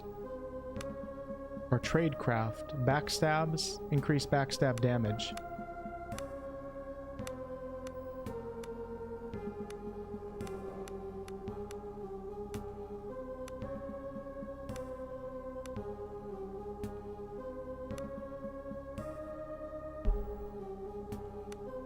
Alright, and then I'm going to give myself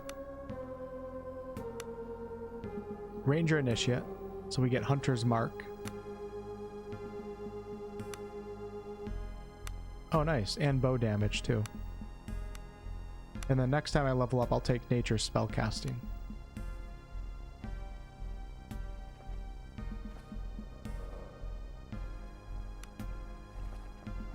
She wanted to go to the cave to the west first.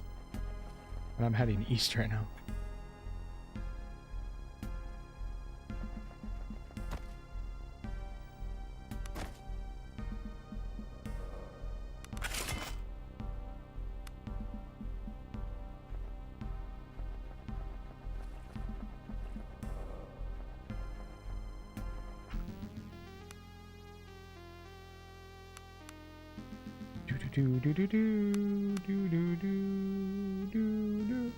Check this out. I'm gonna play like this just for a couple minutes. Look at the filter right here. An old school monitor. I actually kind of like it. Uh-oh. We have a dead body right here, a club. She doesn't have a dagger on her.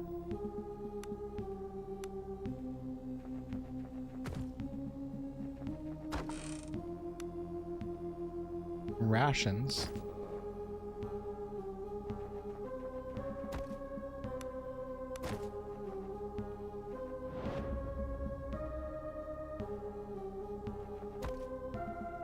You can climb the wall ahead. We have to do an athletics check. Difficulty class 10. Wolfheart must roll 9 or above on the 2d6.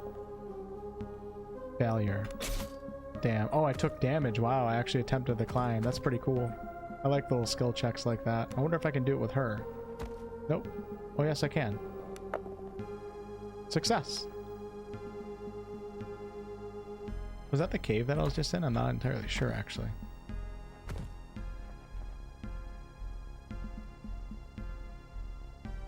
Hey, Don. What's up, Mike? Nerd. Sorry, y'all. I'm trying to focus in on this game because there's just a lot to take in. The stench of rotting flesh fills your nostrils. Ahead of you, grotesquely misshapen crustacean horrors feast greedily on the corpses of the dead crew of the Zephyr. So this was the boat that I was on in the beginning of the game. Blasted horrors! Cat spits through the gritted teeth. What manner of force has spawned these creatures? Well, where are they? Are we gonna fight them? Oh, they're down here. It's another lot of athletics checks around here. Picked up eggs. Oh, let's get out of the CRT mode. It's still pretty cool though.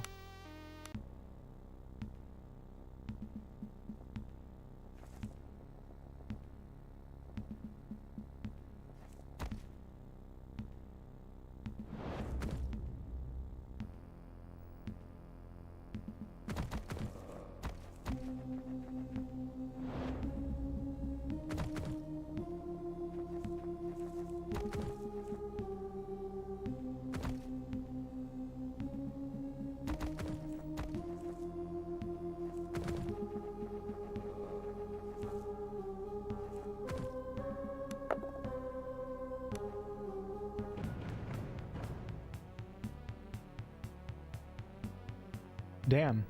We can combat this far away.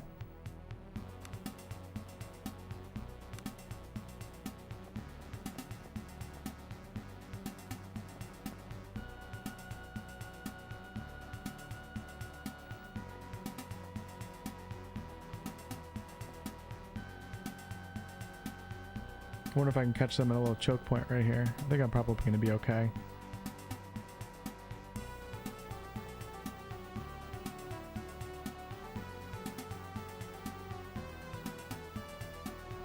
Pass, turn, and defend. Let's take a look at what these combat maneuvers are.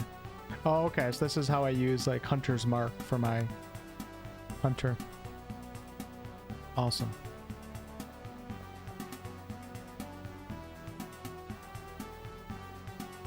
Just gonna hold my ground.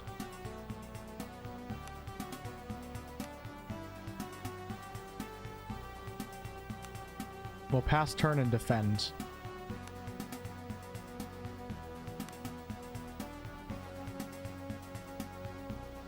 Looks like the crabs are also doing the same thing.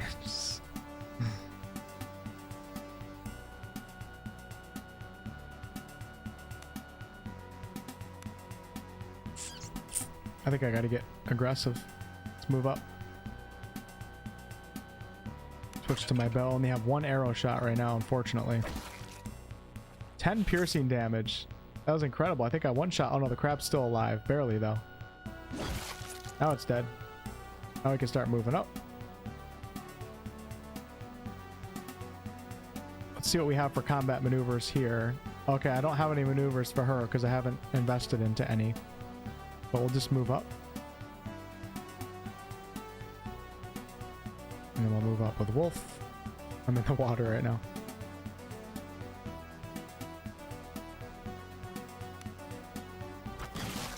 Critical hit. Let's go. One shot the damn thing.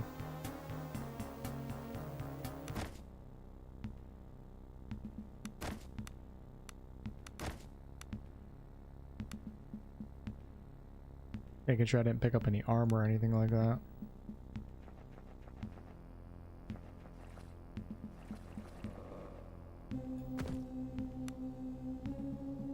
Hand mirror.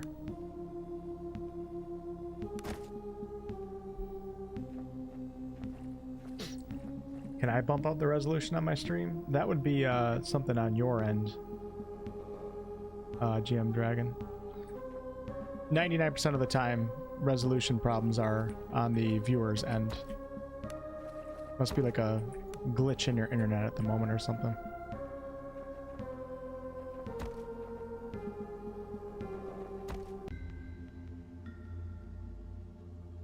Okay, we found the cave. Let's go into stealth mode. Eons worth of the sea, ravage upon the lands, has given birth to this cave. From its depths, a stench of seaweed and rotting flesh rises. So foul is it that it feels like some evil entity attempting to force its way through the pores of your skin, into the core of your being. Toughness verse 10, try not to vomit. Success. Stealing your resolve, you manage to calm your breathing. Though the stench persists, you manage to push the image of foul things in the darkness, feasting on the spilling entrails of swollen sea corpses from your mind. You carry on into the darkness. I don't think I have a lantern.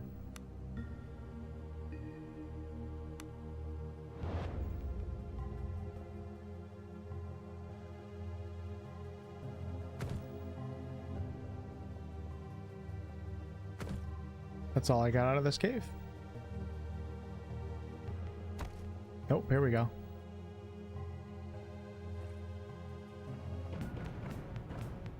Crap. Dude, there's like 4 of them. No way. Uh-oh.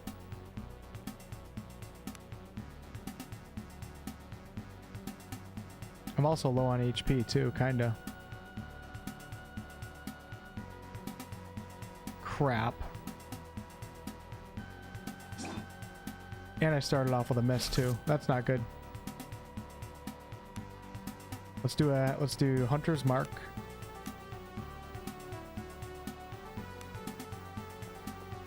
I don't know what I just did, but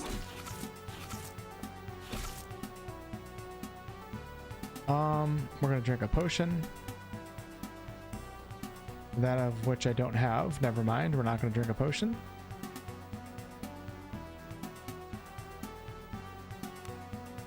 Oh, I have a hood. I didn't realize that. Can I put that on? Oh, that might have cost my action.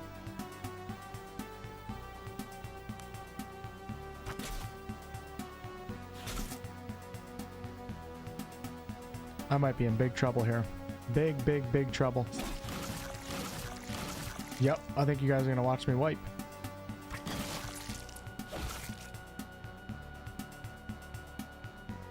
I can always defend too, actually. Maybe now's the time to try that.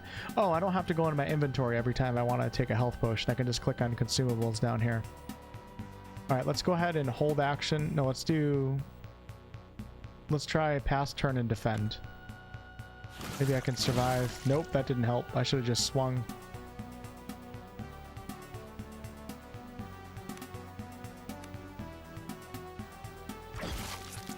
Nice. I think I'm gonna survive, actually. Maybe. Oh, no. No, I wanted to do a sword attack. There we go. Not as powerful, though. Oh, crap. No, it's taken 3 turns. Gotcha. Biatch. Back to the bow. 5 piercing damage. Forgot to do Hunter's Mark. There we go.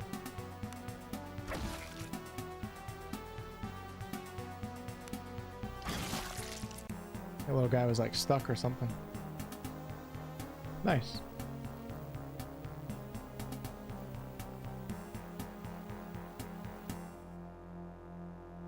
Oh, you're joking, Jim? It's kind of a funny joke. I'll give it to you.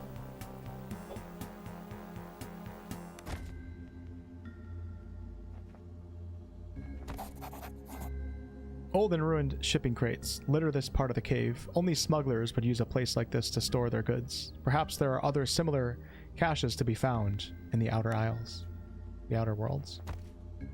A sturdy wooden chest. So let's go ahead and lockpick it. Unlocked. Nice. Brass necklace. Can be sold. I have a breastplate also. So let's see. If I put the breastplate on, is that going to hurt me as a hunter? It has 6 soak and 3 encumbrance. I don't know what that does to me, but we'll put it on. It's medium armor. Equipped. Yeah, cool. Ainsley, thanks for the prime. And then let's give her, we're going to give her,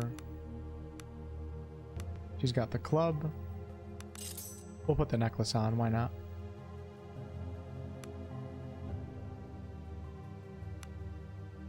My characters are messed up. I gotta rest, but I think it might have mentioned something about, oh, you can't make camp on this map. I wonder if I leave the cave if I'll be able to make camp. I have a lantern. Let's go.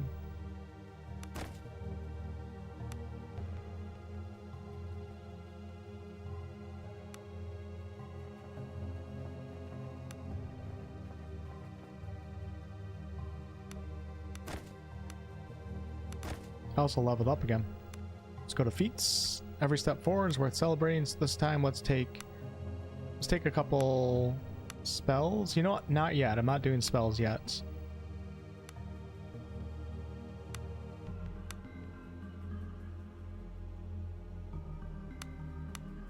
Alright, I got 6 points into Ranger Initiate now. I like that.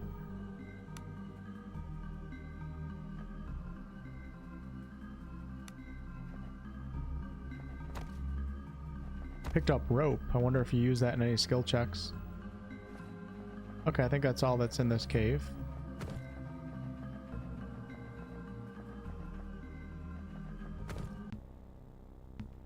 Oh yeah, I keep forgetting about the charge mechanics. Either I'm not really. I could have done it with her in combat. I got. Oh, here we go. We can make camp right here. Okay. Resting 1. This is the camp screen. Use it to feed party members and select camp activities for the party members before resting. Damn, this game has some mechanics to it. Some systems and mechanics. Game always autosaves when you make camp. To fully recover from injuries, your party members must be well fed. Normally 10 points of food is required per party member to recover to 100%. Add food from your inventory by double-clicking it.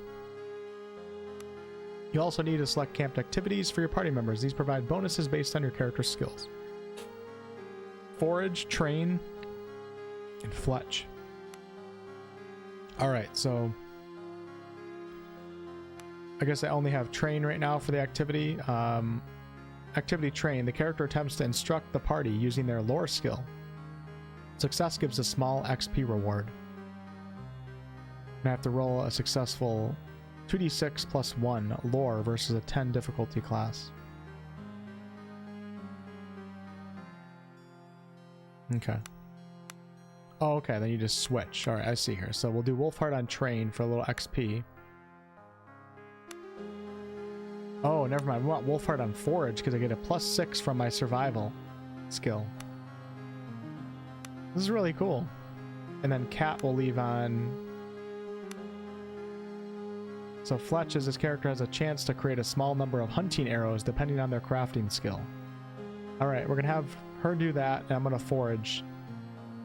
Chance to find some extra food depending on their survival skills. This is really, really cool. And then for food, I have eggs and rations. We want to cook food, but I'm out in the wilds right now, so I guess we'll just use rations. And I need a value of 10 to get fully healed, I think. I think we're good. It says food value 10, so let's begin rest. Wolfheart found 1 ration. Oh, I think Cat failed her check. Man, I'm happy that I kept playing to get to this. Just because all this raiding is it's kind of hard to do when I'm streaming. this is a game that I just like to play offline and just enjoy it and do the reading at my own pace, etc. So I thought about ending it like 20 minutes ago. I'm happy that we kept going so we could all see that mechanic together. That's a really cool resting mechanic. A lot of old school classic RPG elements in this game. And I have half HP right now, so let's go ahead and rest again. Oh wait, did I not do that right?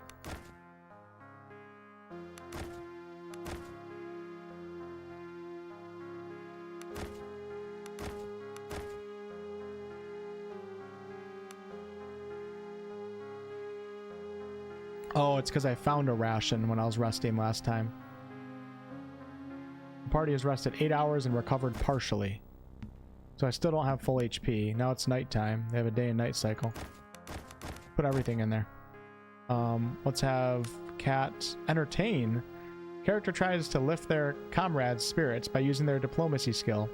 Success adds the motivated condition to all party members. That's incredible. Now we're going to have her do arrows again, and I'm going to have Wolfheart also do arrows, even though I'm probably going to fail. Wolfheart failed to create arrows. Cat is too heavily wounded to work. Oh. Okay. The cat is done messed up right now. Doesn't show that she's wounded, right? Not sure why it said that. Alright, Alright, Cap from Zephyr suggests we should look to see if the Captain's seal survived the sinking. Though the Captain died on the Zephyr, one of the other crew members might have managed to bring it ashore. Cat suggests we start by examining a cave to the west. The seal is apparently quite valuable, and the Nautical Guild would pay well to have it returned.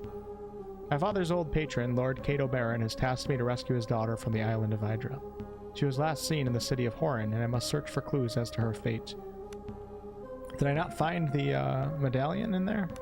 I must not have. Chitin.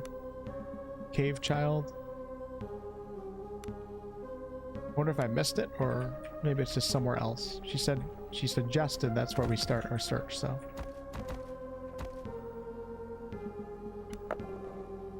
Oh my god, no. These skill checks are funny. Like you're playing D&D, right? Maybe, did I loot all those guys? I'm not sure if I did. Let's go check up here.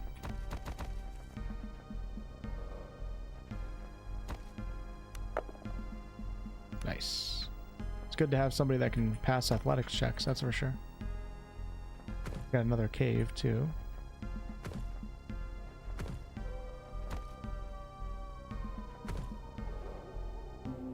Hey, Grumpy, what's up? Thanks for renewing your membership. Appreciate that. Good to see you. Oh, we have some people up here. Let me go search the cave first. Go into stealth mode.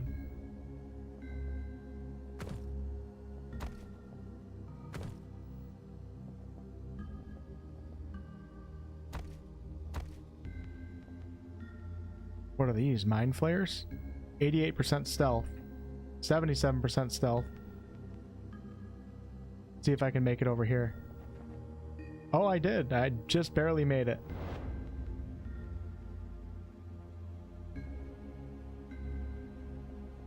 %7 stealth. I'm done. I'm done for, I think. You had nearly grown accustomed to the foul stench that lingers in these caves, but now it once more assaults your senses with renewed vigor. Rolling out of the eastern passage, like so many black tendrils probing for a way into the very core of your being. Whatever lies ahead must be at the center of the rot that permeates this pit. Okay. Toughness verse 10, forge ahead. Cat must roll an 8 or above.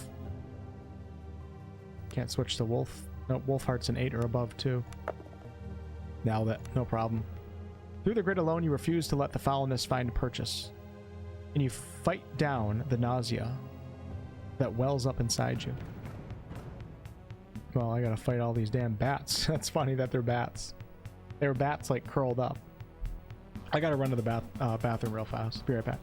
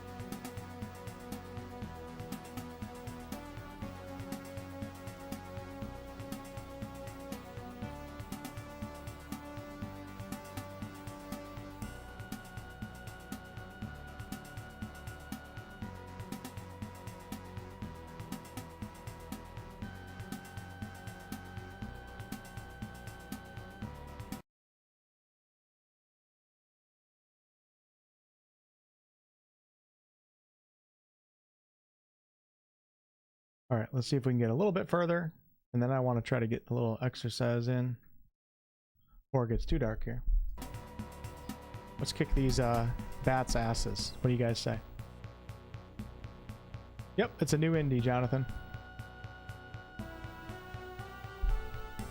Came out 2 days ago on Steam and GOG.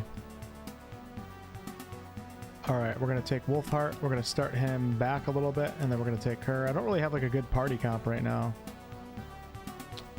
Put her right here. And we'll start off with Hunter's Mark on the back closest. And then we're going to take a shot. Critical hit. Let's go, baby. Piercing damage. Alright, we'll have her do just a regular attack. 9 damage. Nice. Wolfheart, I think you can take another shot. See ya. What? How'd you not die? Uh-oh. Alright, now I can get a flanking. A little backstab right here. You see the 2 arrows right there? I think there's another setting in here too. Hold on, let me look here so you guys can see. There's a lot of different settings in this game to make things look a little bit different. Fancy lighting. Full screen mode. Gameplay. Tactical icons always on.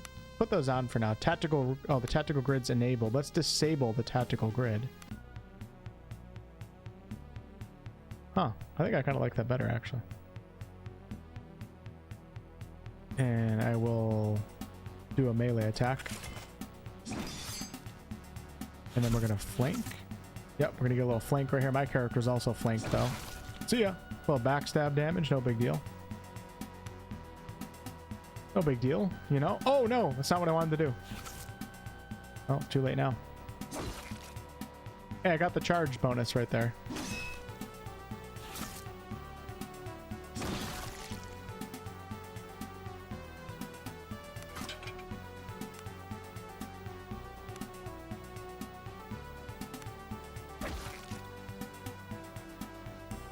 Is the boss.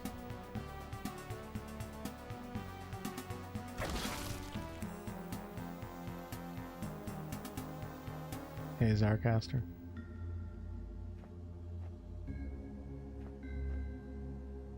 Oh no, I gotta sneeze.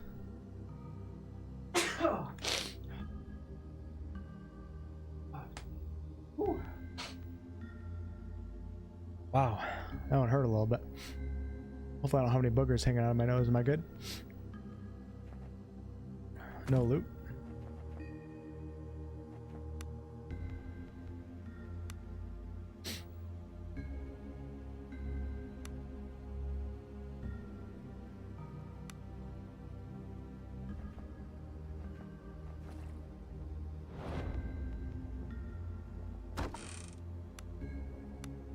Masterwork leather boots. Awesome.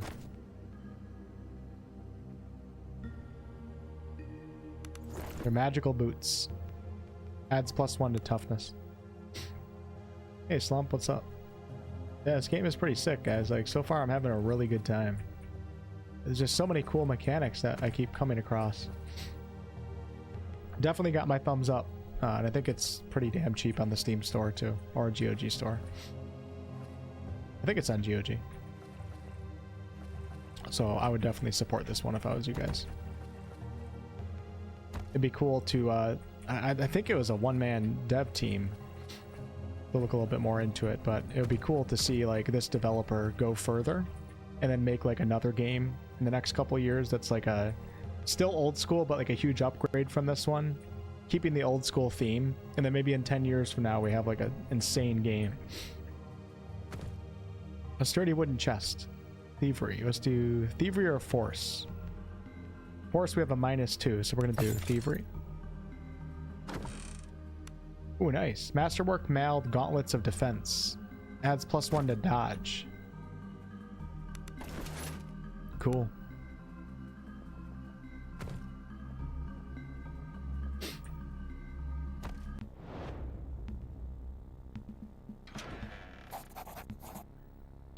The small farm is overgrown and derelict, and it appears to be abandoned. At one point you muse that this must have been a quaint place, a good spot to raise a family, perhaps. Suddenly, as if summoned by the very thoughts, the faint but unmistakable sound of children's laughter is carried on the wind. The sound is oddly distorted, with a strange echoing quality. For some reason, it chills you to your bones.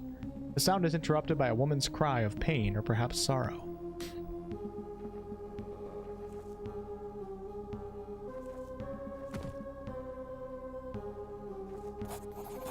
A woman sits in the grass ahead of you with the well looming over her. She's emaciated, ragged, and covered in grime. How long has she been sitting here? Days, weeks?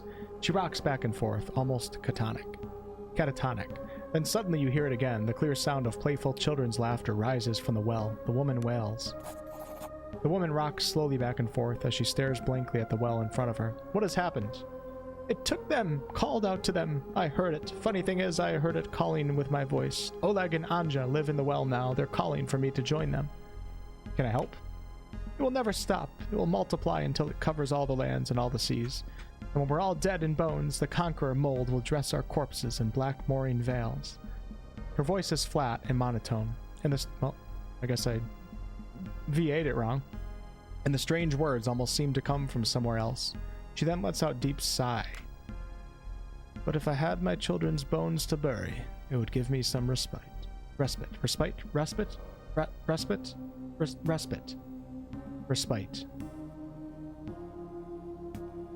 A moment of silence, then the sickening sound of children's laughter once again rises from the well.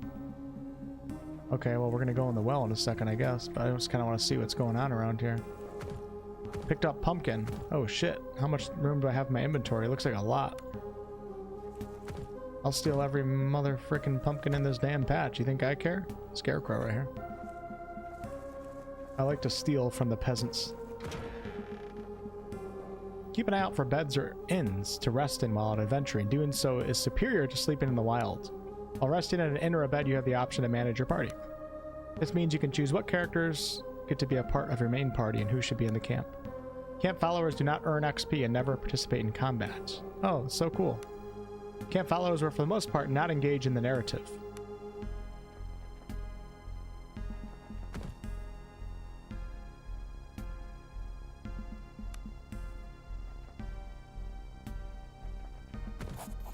The chest ahead of you is wet and covered in seaweed. It also looks familiar. Instantly you realize this is your luggage from the Zephyr. It had been stowed too well to get to during the mutiny, but by some miracle it made it to share where it must have been. Salvaged. Better yet, the combination remains sound. Man, I'm losing it tonight. Better yet, the combination lock remains sound, meaning the content of the chest is likely still unmolested. Oh, nice. Hand axe, longbow, hunting arrows, ranger's outfit. No way.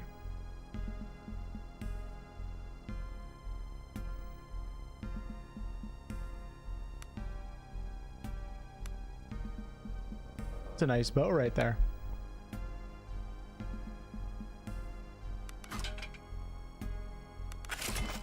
Little axe upgrade too. And then I can give this bow to her.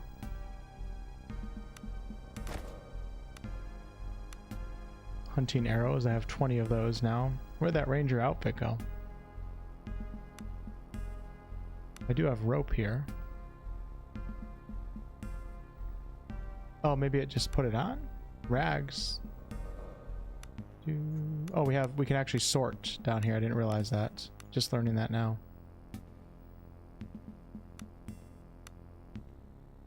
Do do do do do do. I don't know where the ranger's outfit went. It's kind of hard to see in this game sometimes.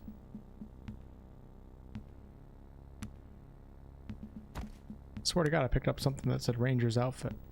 All right, we got a bed right here, so let's do that. We're gonna have Wolfheart. We're gonna have Wolfheart entertain, and we're gonna have Cat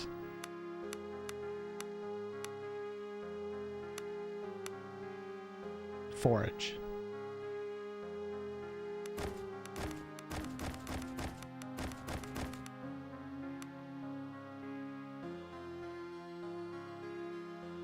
Benny Bones with a 10 gifted. Holy crap.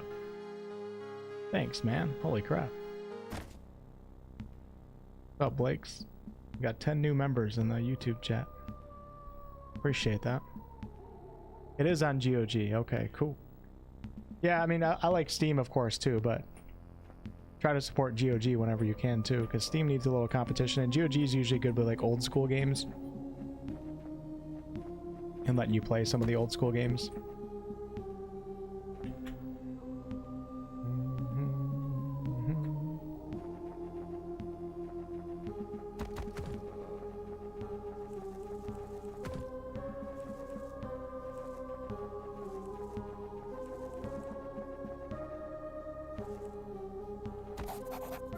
The well seems ordinary enough until you examine it more closely. A thin layer of slimy black mold seems to cling to its walls, and a heavy odor of filth rises from its depths. You could swear you heard something splash around in the shallow waters. A ladder has been placed in the well shaft, and you could easily descend if you wanted to. Surprised we didn't have to do an athletics check.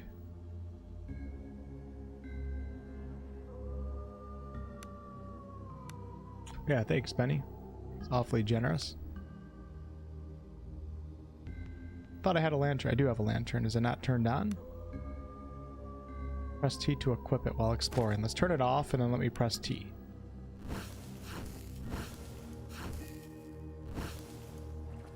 I was too hungry to do stuff during camp.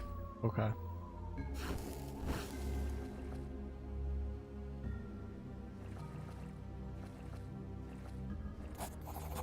As you descend deeper into the earthy cave, you realize that the black mold covers most of the walls. Even the air is thick with floating black specks. Here and there, the mold seems to form nodules. Nodules. Your mind fills with images of the nodules bursting open in an obscene mockery of birth in black, worm-like tendrils of mold spilling forth into the world. An irrational urge to touch the nodes begin to grow inside you. We'll touch the nodes. You dig your fingers into the black substance and breathe deeply in tainted air, welcoming the pulsating presence that surrounds you to invade your flesh. It does not hesitate, and the warmness of unity fills your very being as new life begins. Stars align and the dragon stirs in the void. Haruma, Haruma. You have died. The dragon awakens. Reload a previous save. Hey. That's pretty cool. That's actually really, that's cool. It's like Baldur's Gate 3. Try kissing the Mind Flayer and it's game over. It's the entrance to the Upside Down.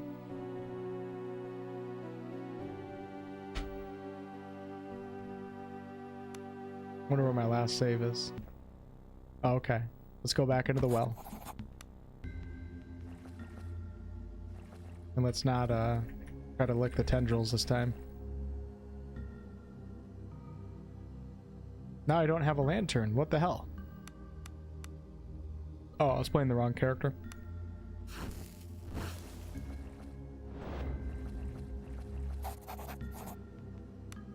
Okay, we moved on this time.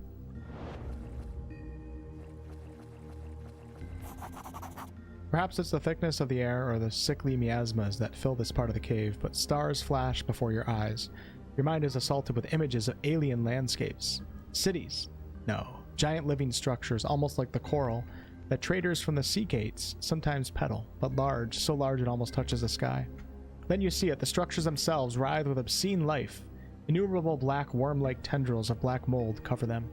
They beckon you, give in to them, let them take hold. In the sky above you, something massive shifts. Sounds like mind flayers.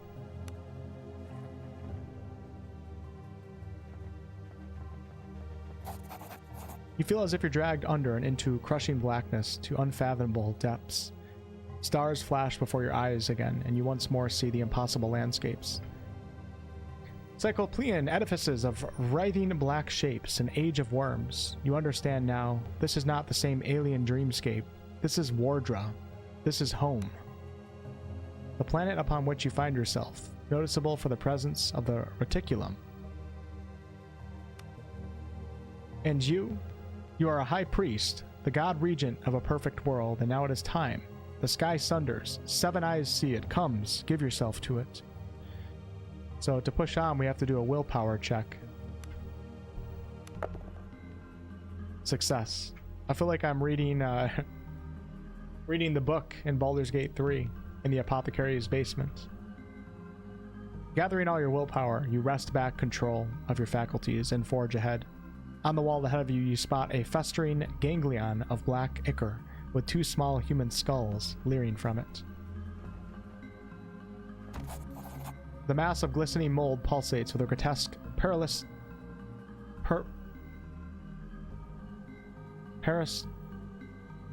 peristaltic.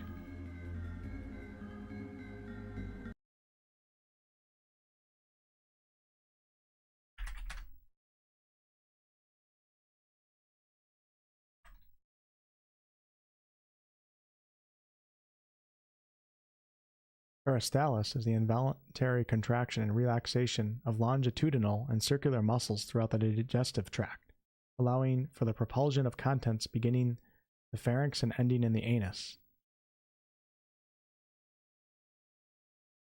A series of wave-like muscle contractions that move food through the digestive tract. Okay.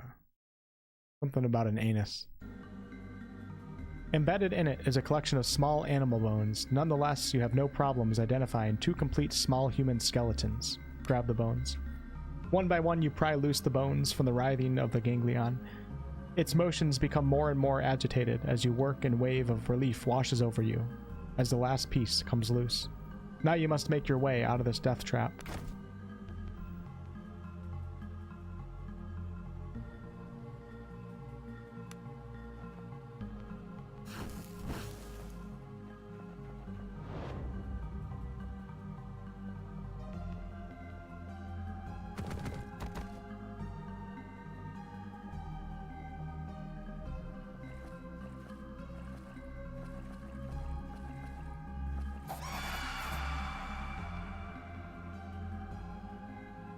The 2 diminutive shapes materialize as if from the very walls themselves, bodies alive with writing mold. Their blank, idiotic faces stare up at you in a grotesque imitation of life.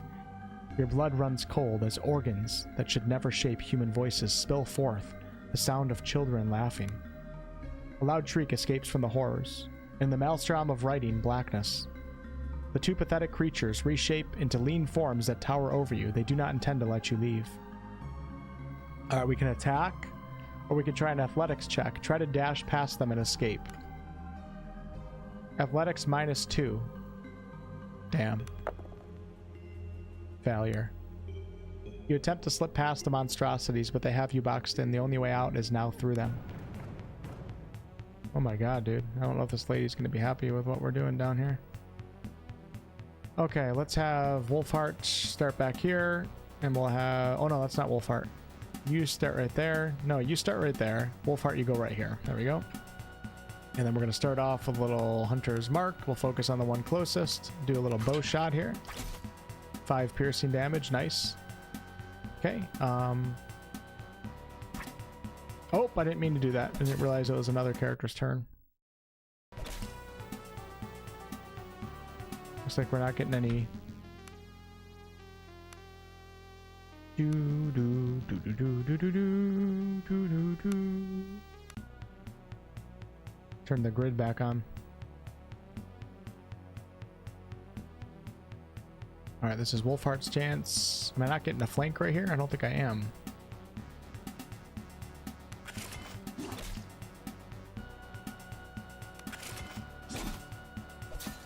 Got a backstab out of that.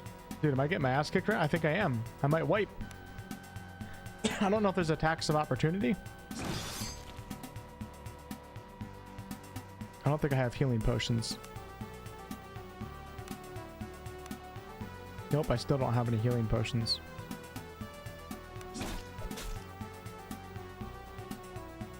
Let's see if there's attacks of opportunity. I'm gonna move to right here. Yep. Oh, disengage. No, I'm not far enough.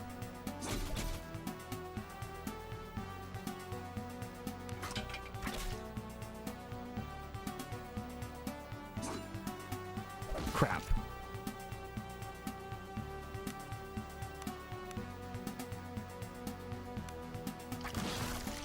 Gotcha.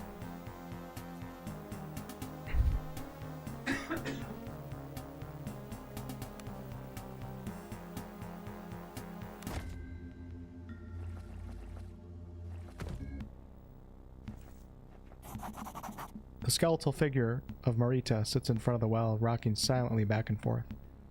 I have your children's bones. Marita looks up at you and blinks as if waking from a dream. Without a word, she gingerly takes the small bundle of bones in her arms as if it was a swaddled infant. She cradles it for a moment and then looks up at you with grateful eyes. She gently strokes your cheek once and then turns and wanders into the fog. You've set her free. Falling to your knees, you retch violently. It is from the conqueror's mold or the emotional moment, you can't quite tell. Kneeling in the grass, you notice a satchel lying where Marita was kneeling.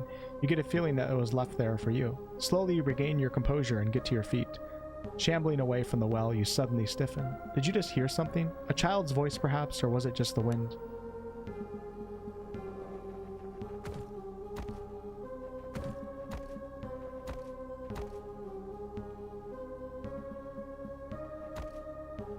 Yo, Keats, what's up? Skull. Hey, Bug, what's going on? Is Wolfheart doing more reading than he's ever done in a live stream before? It's definitely up there, right? Up there with the Pathfinder games.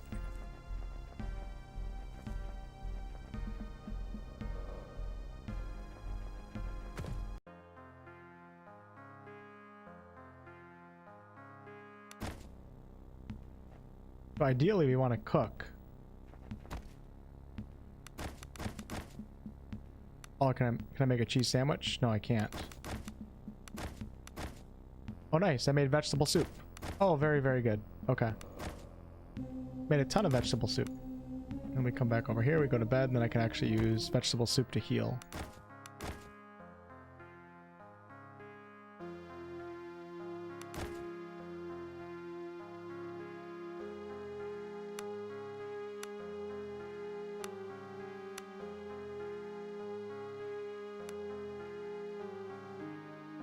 Wolfheart found one ration. Cat is still too heavily wounded to... I don't know what's happened. Party was well fed and rested 8 hours, recovering fully. I don't get... Why is Cat wounded? I don't know if that's a bug or if I just didn't hear something in the story. Doesn't show any conditions on her.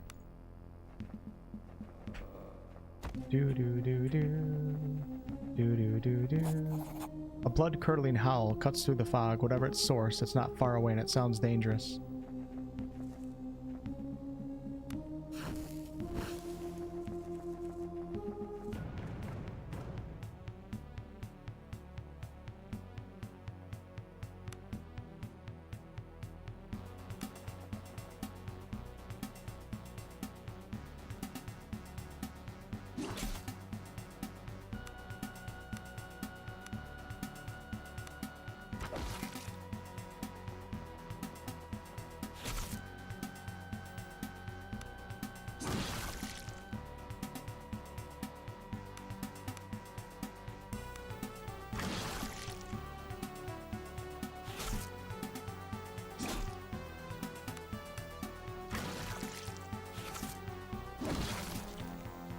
Gotcha.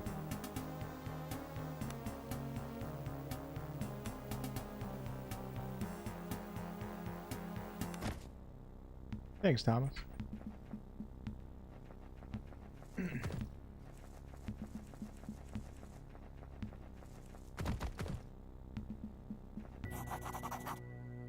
Emerging from the rocky shores, you survey the dreary interiors of Hydra.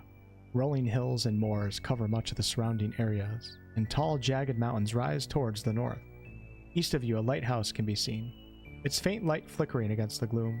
Beyond that lies a bay, and from its far shore the wind carries the foul stench of burning corpses. There's something wrong here, on this island. Something really bad. Cat suppresses a shiver. You've come here for a reason, right? With mercenaries and all. Had to have been something important. I was hired to find somebody. Girl's lucky to have a family care for her. So the old man told you she was last seen in Horum, right? Well, I've been to Horan. Landed there on our last run. I could tell something felt off about the place, but nothing like this. Go on. Here's how I see it. Horan isn't far, just a day's march to the east around the bay. However, I think we need to be all clever-like about this. Make sure we rearm and maybe even try to pick up a few allies. If we rush in and end up dead, we're not doing this Embla any good, is what I'm trying to say. So we should explore around a bit, right? Gather a bit of intelligence and whatnot. I'd prefer if you leave the strategy to me. See over there? Cat points towards the lighthouse to the east. Lighthouse still so lit, it's bound to be manned. If we make our way there, we might find some more about what's going on. Might even scrounge up a hot meal. As you set out across the blasted landscape, you have a growing feeling that whatever horrific fate has befallen this region, it's somehow inexorably tied to your quest. Something dark and vast is slowly spreading throughout the outer isles, tentacles grasping greedily, as if searching for something. Great adventures may lie ahead, but so does great terror. Of that you are absolutely certain.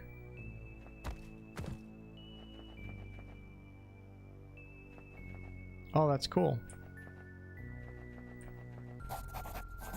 You see a figure thrashing violently at something obscured by low fog. Whatever this person is doing, it's producing loud crunching, wet squelches in a stream of curses. You see the scene for what it is. Roland, soaked through and spattered with ichor, is laying waste to a number of grotesque-looking creatures with a piece of driftwood. He snarls like a wounded beast, and his eyes are black with rage. As the last of the horrid beasts falls twitching back into the shallows, Roland snaps his gaze to you, dead eyes staring at some distant point on the horizon behind you. Eventually the tension drains from his muscles, and he lowers his makeshift weapon. Thought I was carry on. They did. I nearly was. I didn't think you made it. Seems I've got a few lives left in me, for all they're worth. Roland sighs deeply and slumps down onto a nearby rock. You tried to save me, you bloody idiot. The mission needs you. Ha! Spoken like a true mercenary. There might be hope for one of us after all. What do you mean, Roland? Not many get to be my age in our line of work. The things that I've seen, that I've done, memories like that prey upon you like bloody wolves circling a camp, with the fire dying out. Second you let your guard down, they pounce. Your time isn't over yet, old man. As you say, but heed this, if you want to survive this, you need to drop the bloody heroics. This business makes your hands dirty, and nothing gets them clean again. Trust me on that. Speaking of which, I suppose I still work for you. We should get going. Roland does not seem to hear you, instead of staring intently. There are men in the fog. I thought I heard them earlier. I'm certain they're not from the Zephyr, and I'd wager they're less than friendly. Straining to see through the dense fog, you finally spot them, a group of men prowling the shoreline like carrion eaters looking for dead flesh. They are unkempt and dressed in rags with bare torsos. Gibbering chatter, laughter, and whimpering drifts across the fog in a steady stream. Whoever these men are, their minds are long gone. Let's call out to them. The men fan out and regard you with a cruel glare. I'm going to enjoy this. One of them snarls as he draws a rusty dagger. Let's try to be civil about this. Alright, we can do diplomacy verse 12. I'm here to join you. Success. The man licks his sore lips excitedly. You hear it too, the call? I do. Where or what? What is it coming from? He smiles a toothless grin. That's the question, ain't it? The men lower their weapons. When you're ready, Father is waiting for you in Horan. Without another word, the men turn and wander off into the fog. Soon they are gone. Yeah, so it seems like there is a lot of choice consequence in this game, because I'm certain that we could have fought those men right there. Finally, I got some health potions. Holy crap. And a sword. Nice. And we have Roland in our group now, too, so I have a 3-person party. Nice. He's got the 2-handed sword. Long sword.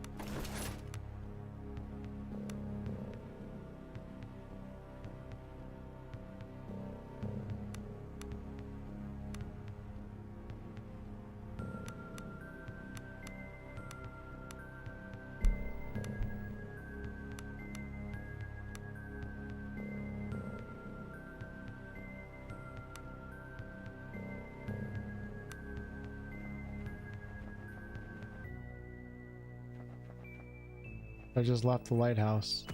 There's a lot more to explore there, and I'm kind of just curious how the world works here.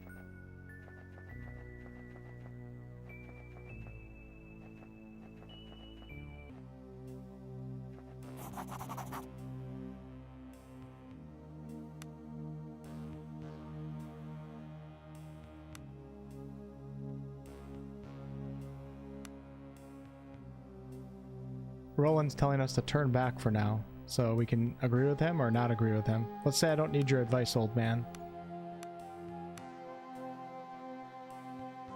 Wardra is a dangerous place where you can quickly end up facing very dangerous beings. Sometimes the best tactic is to leave a fight for later as you level up. Cool. Remember that you can change the difficulty of the game at any time. So apparently we're in an area where the fights are much higher than us. All right, folks. I'm going to leave it off at that, though. Just a little short Friday night stream. Having a good time. The game is pretty incredible so far. Really cool systems and mechanics. Just a bit much to read for live streams. So I probably won't stream it again, but this game definitely has my thumbs up. And I hope some of you guys also check it out as well and support smaller devs and their endeavors with games such as this. Obviously, this developer is clearly very passionate about RPGs, so hopefully they go far, you know, and are around for a while, because I like a lot of these systems and mechanics. But that's all I got for you guys. I appreciate you guys hanging out tonight, and I'm going to try to get a stream in over the weekend to push on with Fallout, because I'm having such a great time in Fallout 4. But I don't know the date or time yet. Possibly Sunday afternoon, that's the goal, just because that's my scheduled time, but if I feel like Sunday afternoon's not going to work out, maybe Saturday evening. So yeah, I'll catch you guys on the next one, and make sure to go support SKALD. Good times. Not a sponsored stream. I'm doing this just because I want to, because it looks so cool. Goodbye.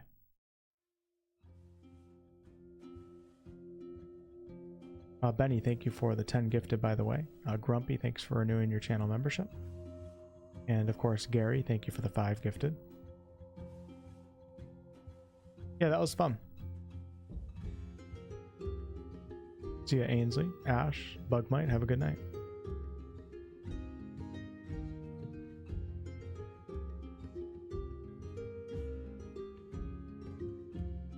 This came out on the 30th.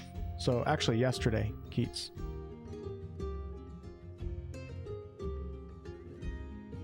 I just ate Wendy's for the first time. Did you get spicy chicken?